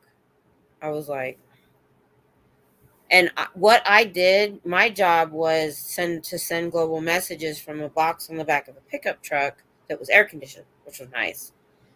right, Now, I tried to go back in '97. That job was obsolete because what I was doing in a big box on a pickup truck, they can now do in a radio this big in the Humvee with soldiers. right, It had the scrambler on it. You could send global messages if you needed to. So I had to pick a new job. Never did work out. I didn't go back in. My mom had gallstones when she had her attack, and oh my, it was on the floor calling for her mom, who she hated. I knew it was bad. Called the ambulance, hospital, removed it, and she had 2 golf ball sized stones. Yeah, they never told me how many stones I had, but they just decided, they were like, we're just gonna take it out. Toby, ouch. My yeah, dad had one that had to go through the urethra to get. Yeah, well, my husband, because he had those big ones, so we had to go down to San Antonio to the base down there, Fort Sam Houston, to that hospital, and they did that sonic thing where they break them up. Then he right, comes back, and this is a man now. They had to take, because he had 7 different procedures during all of this, putting stents in, taking stents out. They took the little claw thing to go up and get the pieces like 35 times. Poor guy. Thank God he was drugged. Because that right. sounded horrible. Just Hey, medicals. You get this old, I swear to God, we end up talking about medical stuff. Because we're hey, all broken. my aunt has a shirt that I really want to have another one made. I think somebody made it for her. It says says getting old and this getting old ain't for sissies. Oh yeah. I've heard that before. Well, That is the truth. She says it all the time. So I think somebody Oh, finally made her a Toby. shirt that said "Getting old ain't for sissies." I said I need that. Oh, Toby. Oh my God. Toby. Toby. I got to put you on my prayer list, girl. Ooh. I That's how missed they get one. mine now with the claw. Blasted mine once, hemorrhage both kidneys, Oh, ICU for a week. I'm crossing my my legs for y'all. No joke, Kathy. my husband had one time when they had to go in with a laser and then Mm. surgically put something there to help it clear out. Yeah, Now, my so husband, now, he's not a wuss. I gotta say, because he got what do you even call it? He got fixed vasectomy vasectomy. back in '98, I think it was, because I was like, I'm done, Yeah. and they gave him a Valium and something, a Percocet, and he went in and he literally sat up and watched them do it. Ow. Watched them do it. I know. So it took a lot for him to. What ended up happening when they were taking them out with the claw, they nicked something in there. And he Oh ended up no. in the kitchen in the middle of the night and passed out from a fever. And Yeah. I, our dog came and got me at the time. He's been since passed, but our dog knew he was Oh. in distress and came and got me, and I took him to the emergency room. But yeah, no joke. I have one in love right now, waiting for a scan on Tuesday. Toby, oh, you have to keep me informed, girl. My Oh, my nothing. I get it. Ooh. I only had to do it once. Once is enough. my former sister-in-law, um, she had to go today and have she's had diabetes for years and Oh, had a that's not lot good. of trouble keeping she's had a lot of trouble keeping it under control. She's had an infection in her leg. I guess I don't know how long she's had it because we did stay close even after the divorce, but then I don't know if we just kind of drifted apart. But you know, my daughter said she had to have her leg amputated to her knee today. Mm, I don't know which one. Apparently, there's been an infection in there that they haven't been able to get rid of. So that's scary. You know, yeah. Yeah. I've had a couple relatives go through that. Fingers crossed, my husband and I don't have that yet. I've never gotten into this on the channel. I usually only talk about when I injured my disc, got the pain implant, and then I was able to go protest. But getting sick in 2010, or not even that, I had gastric bypass in 2006. And then I got okay, injured 2008, and that all kind of led up to what happened in 2010. It's a long story, but I never gained my weight through food. The first time I gained my weight was I had a miscarriage. You know, your body wigs out, and I gained like yeah, 25-30 pounds. 6 months later, I got pregnant with my humongous baby who's 5'1" and 108 pounds, but she was almost 9 pounds. And then I wow, gained another 25-30 pounds, and I could never lose it. I have one of those genetics that I just can't. In 97, I was going to the gym 6 days a week, 2 hours a day. Could not lose it. right, And so then I lost it. Then I got injured. Then I got sick. Then I finally got diagnosed and got to a doctor that understood fibromyalgia. He threw 5 new experimental drugs at me. And every side effect was weight gain. And I watched myself go from 108 to 180 pounds in 16 months. wow. And then I've been sedentary ever since. And of course, I can't lose it. So I had a point to this. I lost my point. It I wasn't do the that weight all the gain. time. What was I trying to? I lost my point. I Things do we it all the get time. used to. Diabetes. We were talking about genetics Oh, diabetes. so the reason I got the gastric bypass is I was borderline diabetes and I had comorbidities, but I was literally only 100 pounds overweight. And the bariatric doctor said, I've never had anybody weigh as less as you. Usually people are a little bit more heavy than me. I was literally, you have to be 100 pounds overweight for the insurance to pay for it. And I was. Right. Exactly. So, and I lost 94 pounds in 10 months. Oh, and another thing I found out about the gallstones, you can get gallstones when you've had rapid weight loss and you're a woman. Because I was in the hospital with the gallstones with my computer looking it up, and I found that out. Right. They didn't tell me that at the bariatric center when I was getting that stuff done, of course.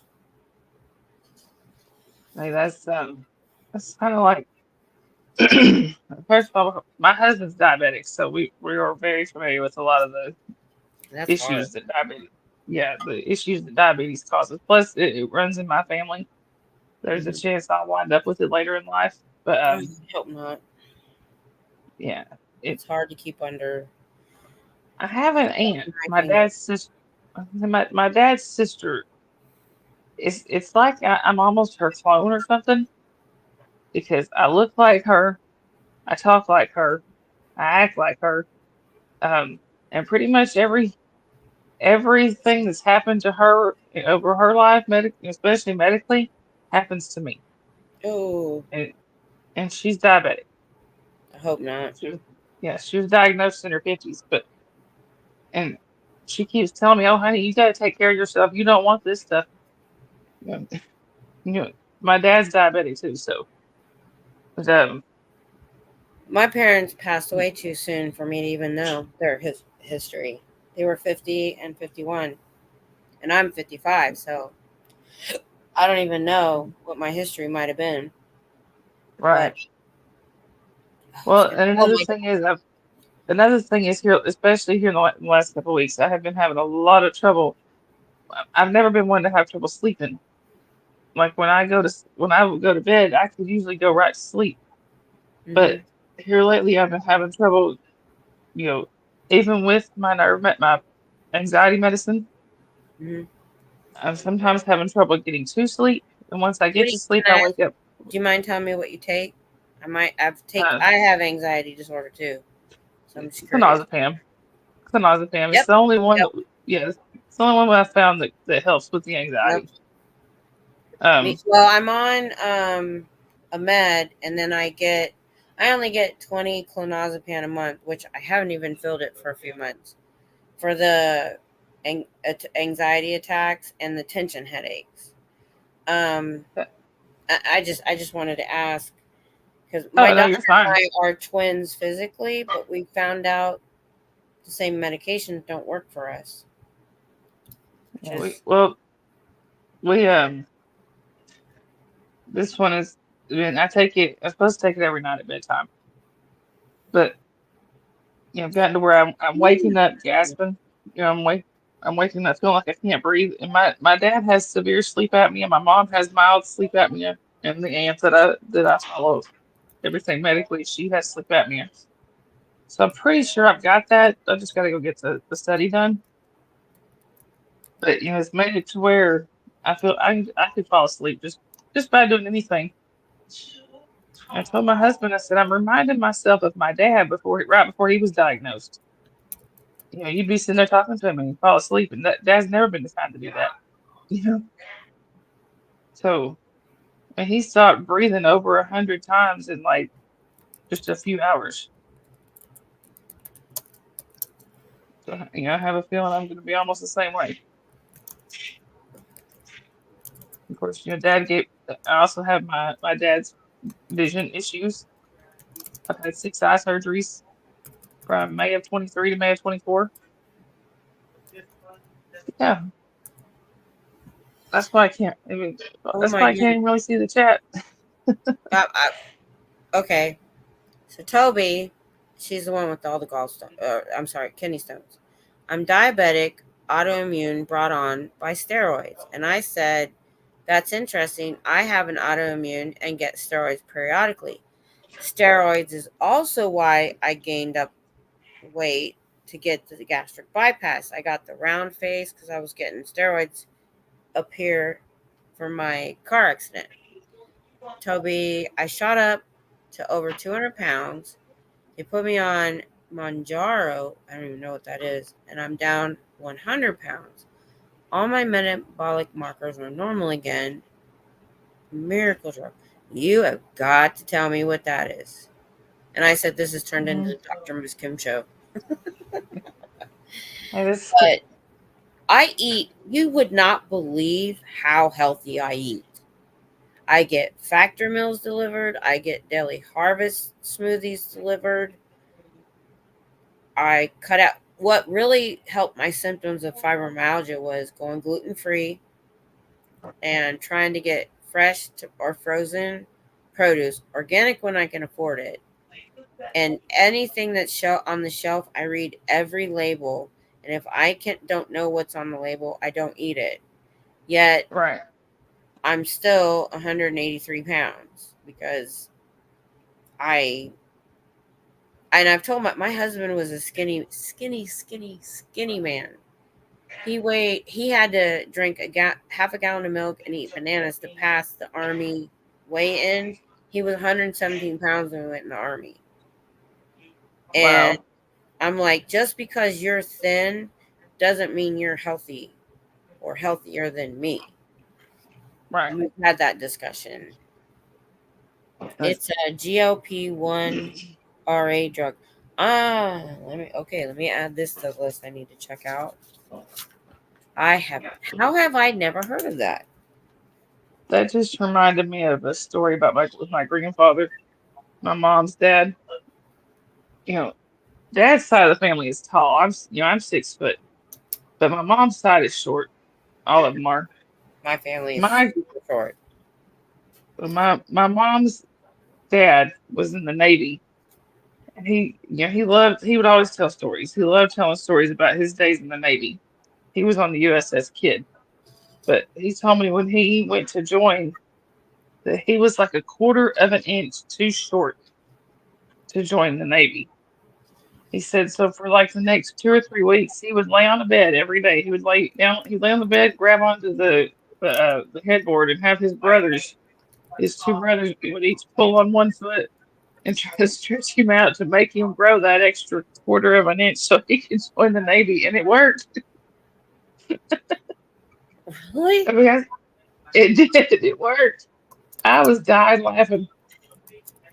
You know, he was telling me that he had this bar when we were kids. He had this thing in his bedroom doorway. It was a bar. I don't know what they're called, but it's a bar that would go across the doorway, and he had these boots that he would put on Oh, his I foot, wanted and he one would of hang. those, but we ended up getting a table, inversion table. Right. We were Well, looking at the boots, but ended up with the table, but it's in the shed right now. But man, I love that thing. I remember coming in one day, and I was like, I don't know. I guess I was 12. I was like, Papa, what are you doing? We lived like 500 miles away, and we had just gotten in town. We were a little earlier than he thought we were going to be. We walked in, and he's hanging upside down. I'm like, Yep. what are you doing? And he was explaining it to me. And that's when he was telling me the story about his brothers stretching him out to join the Navy. Like, he was something else. He started out in the very bottom of the ship.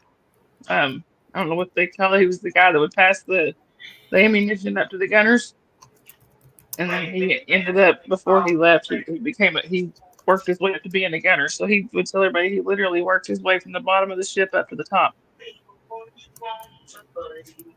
There's actually the it was either, I don't remember if it was the Tampa Tribune or the Tampa Bay Times that did a story on him. They were doing an interview with him about his time in World War II and the Korean War and all that. And it just so happened that right like a week before the article came out, they did like a series of interviews, and he passed away a week before it came out. and he passed away sudden. Nobody knew that we were. I mean, it was a So heart attack. So really? Oh my yeah, goodness. he passed of a heart attack. But and it was just weird time, and that article came out a week after that. You know, So I'm just gonna tell you what's going on in the chat. So Kathy was like, "Okay, beautiful ladies, this old lady has to get to sleep. I'll see you in the next chat." And I said, "Bye, Kathy. You need sleep for all that OSA spying you have to do." And she was like, "Exactly." And then Toby just said, "This Monjaro took away my anxiety, reduced ADHD symptoms, and I can finally sleep. A month in, I notice I don't have any pain, none gone. The neuropathy in my feet quit hurting." Fibromyalgia is all about nerves and the brain and the central nervous system. And I have the weirdest pains and all this weird stuff. And I'm like, I'm definitely doing a deep dive into this stuff. I've never heard about it. I need to know. Yeah, it doesn't make you high or stoned. It's not a narcotic or opioid, just gone, no pain. I'm definitely checking it out. Now, I'm on a pain management contract, but there's a couple of months in between when I get P tested. So I'm definitely, because I've thought real hard about maybe going to Colorado just to check things out, because I hate being on these heavy meds and narcotics and stuff sometimes. right. I've been on them for so many years. I want to find something natural. Anytime I can do a holistic medicine, I try. And Monjaro my for hus- diabetes, not the Monjaro, the ADH med, that one.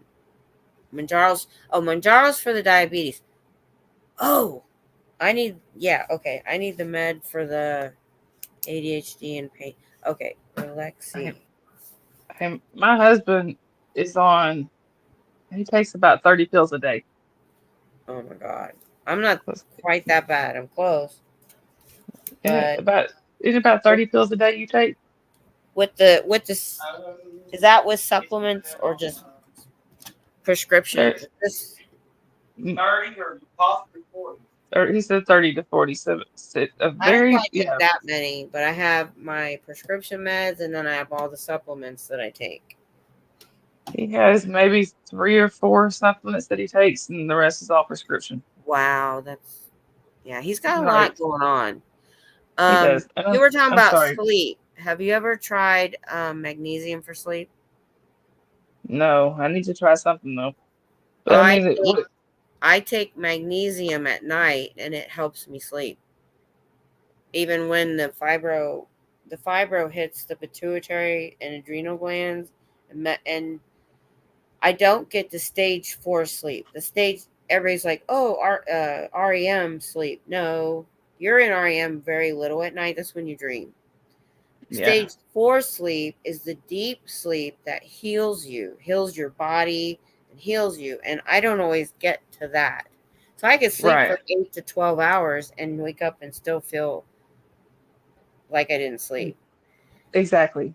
So I've tried so many different things. And the best thing so far that has worked that's not prescription is the magnesium. Right. It's made a big difference. So definitely try it. Apparently Gray has decided he would like to join the stream here. Oh my gosh, I had a cat that looked just like that, and he had 6 toes on each paw. His name was Six. We had a cat in the neighborhood, a mommy cat that had the trait. We had 2 cats. His thumb was so big he could hold a ball. It was so awesome. He looked just like that. I don't do cats anymore for one reason. I had a cat that was so awesome, and when he passed, I can't do it. We've had 4 boy cats pass here from the bladder crystals blocking their pee, and they saved 6 for a year. Then my cat Elvis, they weren't able to save it all, and I would come home from work, he would jump from the floor to my arms like he was like a dog. And I tried to have a couple cats after that, and it didn't work out. I found them good homes, and I can't do another cat because of that. Right. We I have love 14. cats. Hmm? Well, we have 14 cats, Woo! and I I've have had yeah. I've had litters born in my house, so I've had quite a few here and there because we Well, take in a pregnant cat. I have one. You know, I love all of them. Don't get me wrong. I love them all. But what you were talking about with Elvis, I have one cat that's like that with me. I call him my soulmate in cat form, and Yep, he sticks to that's what it me was. pretty much. Don't forget that sweet He girl would there. Oh crawl yeah, I under the got one. covers with me, Nice. and what happened? You know why he was like that? When we got two brothers. My daughter got Cheese. He was kind of oranges, and Elvis was black with Yeah, eyes like Elvis when he colored his hair. So while I was gone to work, he got twisted up in thread from a tablecloth. We don't know how long he was like that. I thought for sure the vet was just going to be like, well, let's amputate it. No, he was like, let's do steroids, let's do physical therapy. I worked on it for a long time. And after that, because we were worried about getting two brothers because they wanted to play with each other and didn't care about us. After that injury and me working with him, he was my soulmate after that. Yes. He was, yeah, he was like, okay, thank you. But right. 14. Well, my husband just reminded me I do have one I call her my Velcro cat. She's never far away either, but this one, and he's never far. If I can get it to camera the We right had a way. cat that color. His name was Buddy, colored just like that. And he didn't have a litter box. He wanted to go outside like a dog. Right. He Well, would go to the door and go out. He was a this big is cat too. this is Dakota. He's I call him Sweet. His nickname is Sweet Boy, just because. Aw, he's so sweet. But he- when I first got him, he was we went to PetSmart, and we weren't planning on adopting the cat, but I just wanted to go over and just look at the cats that were adoptable. I'm not allowed to do that anymore. Well, I went to just look, and he reached out through the bars of his cage and he grabbed me. And we have realized since then. Yeah. Sorry, one of the cats is getting in something. But, but I looked up that we, relaxing Toby. uh, we've realized since then he is not the type of cat to reach out and grab anybody, especially if he don't know you. Mm, But he reached out and grabbed me that night, and he wouldn't let go of me. He'll jump into my arms, either mm. from a table or he's done it a couple of times on the floor, or if he's on the floor, he'll reach up just like a toddler for me to pick him up. You know, Yep. and and this is where he's right beside me almost all the time. Yeah. So then I got into Chihuahuas by accident. Ended up with a couple seniors. And then, what started it was my son came home from the Navy. He was out, and he brought home a puppy. And we never did puppies. We didn't want to deal with the puppies and the potty training, so we would Nope. get older dogs. He brought home this puppy, but he was working nights in security with my husband. So who had to take care of her was me, and it was this unusual coloring, the very dark brown Chihuahua, and she was short and stubby. She reminded me when her ears were up, she looked like a little bull. She attached to me. I was sick by then, and she attached to me. She actually could have been my medical alert dog because she was um, alerting to it, but Right. she hated being in public. She couldn't stand it. She got anxious and scared, so we didn't Right. do it. She passed about a year and a half ago. No, I'm And sorry. so we've had more dogs since, but the same thing. She was Right. like my heart. And so one was born here. The big dog, we've always had a big dog, one big dog. And lately now I won't have any big dog other than a pity because they need homes. And they're great dogs. They've been great dogs. And then I got this Yeah. other one from a rescue after his heartworm treatment about a year ago. So every dog I've ever had has been rescue from the side of the road. Yeah. or whatever. But same, I was I forget what my train of thought was. Oh my god, how long have we been? Talking about the dogs. Oh my, I've been on here 3.5 hours. I know. I just So noticed that. it's gonna be y'all fault and not Tom's fault, and I'm gonna be off schedule. That's okay. Yeah, It's fine. all of these are rescues. Most of them we actually, got from a rescue. Well, I can't say most of them. Some of them we got adopted through a rescue. I'm a sucker Yeah. for a baby. I just am. Yeah. Matter of Well, fact, there was. my husband was driving around Waco a couple nights ago. He said there was this dog limping down the road and it was raining. And I'm like, now wait a minute, because we were talking while he was patrolling. He's like, well, he looks well fed and everything. He probably has a home. I'm like, if I'd have been there, I'd have taken his butt in. But he was working and couldn't do it. So I was like, Look, so we've got Gray, the one I was just holding. Him and his sister. My mom takes care of a colony of feral cats, and they were born into the feral colony, and ended up I got really attached to them, so I took them in. But by the time I took them in, Callie was already pregnant. My mom had scheduled an appointment to have her spayed, but she was too late.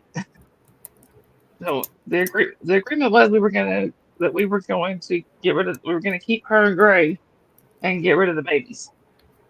Well, 3.5 years later, all of them are still here, and here's one of the babies.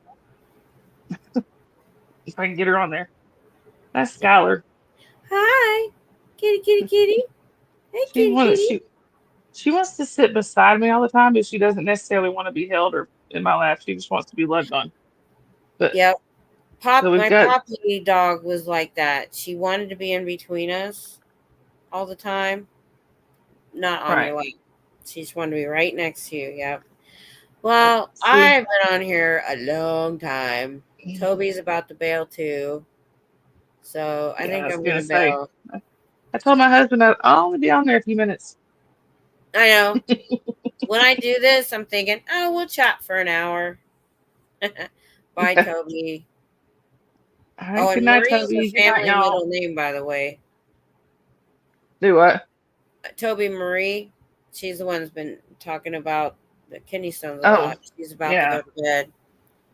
And Marie is a family name. I'm the only one that didn't get it. My mom and my sister did. So, We have a couple Maries in my family too on my dad's side. His cousins. yeah. Matter of fact, Yeah. my sister, well, I'm not going to say that. I try not to give too. So if OSA didn't have my license plate before, which I think they didn't, they do now. I happened to be in the wrong place at the wrong time near the org. Somebody went, took a picture of my license plate. I'm like, oh, well. I Yeah. don't really care, but I was like, well, if they didn't have it, they do now. But I don't really care. The only I need to reason go. I'm about to fall asleep on y'all. that's okay. The only reason I even care about trying to keep a little halfway private is just because of my daughter. Yeah. Yeah. For me, I really don't. It's not that big a deal for me in any way.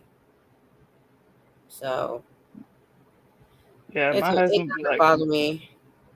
my husband's like Right, you kind of the same way. Toby. No, he's like no big deal. Yeah. All All right. right. Well, I'm Well, glad you came on. It's well, thank you I've for having learned me. stuff. I've got a couple medications I got to look up. I mean, we end up when you have different people chatting and giving you some good ideas. I've tried to let you know when other people were chatting. Sometimes they were chatting Yeah. with themselves, so I let it go. So Relexi has her sleeping, and Monjaro, Mounjaro, is something that helps diabetes. I don't know if you know about it or if you want to check it out. Might be a good Yeah. idea. And then Progesto is a cream I need to check out for my hot flashes. So I learned a lot tonight. Yeah. So And I it's appreciate it. really it has really been fun getting to know you better because I mean I've talked to you a couple I times in the chat, know. but I know, because you see Yeah. people and you're like, you're always in the Hey. chat, and I'm like, you never know what they're gonna look like till you meet. Right. And I have, yeah, apparently I I'm in love the your chat so name, much. Oh, thank you. but play on, it's a play on part of my real name, sort of. it's okay. Yeah. But thank you. Well, Miss Kim, it's a Texas thing to call somebody Miss in their first name. Started when I started my home daycare. One of the kids called me Miss Kim. Then it moved into my Girl Scouts and Boy Scouts. And I was just like, well, that's a nickname I used to have. Let me try it. Right. And so And it just kind of stuck. I have yep. I have a little wooden plaque that says Miss Kim's busy with 3 hearts hanging on ropes, 1, 2 numbers, 1, 2, and 3, like take a number. Somebody gave me Right. as a gift. I need that. So I need that. yeah. Oh, Dusty, Xenu Thetan, Dusty, you're still awake. So are you. that, You're an hour that, later. What are you doing, Dusty? Dusty, hey, Dusty tells me all the time, he's like, do you ever sleep? I know. Like, I know. yes, I I see do. people in so many chats sometimes, and I'm like, I feel like I'm stalking people because we're all in the same chat some days. Right. I'm like, you just spent a couple hours with me. What are you doing over here? But I am too. So Right, exactly. just so you know, there is a sin sighting in Pup's chat right now. Yeah, I haven't talked to her in a few days. She told me that she didn't really need me until she gets that death certificate, and I can take her to the VA office to find out what's going on. So I told her, just let me know when you need me. I was actually I'll gonna, jump over to Pup for a minute. So let's so go raid Pup if you feel we like can it. room We'll rate go up. raid Pup. All right. All right. Bye, y'all. Let's go Bye, raid Pup. y'all. Good night.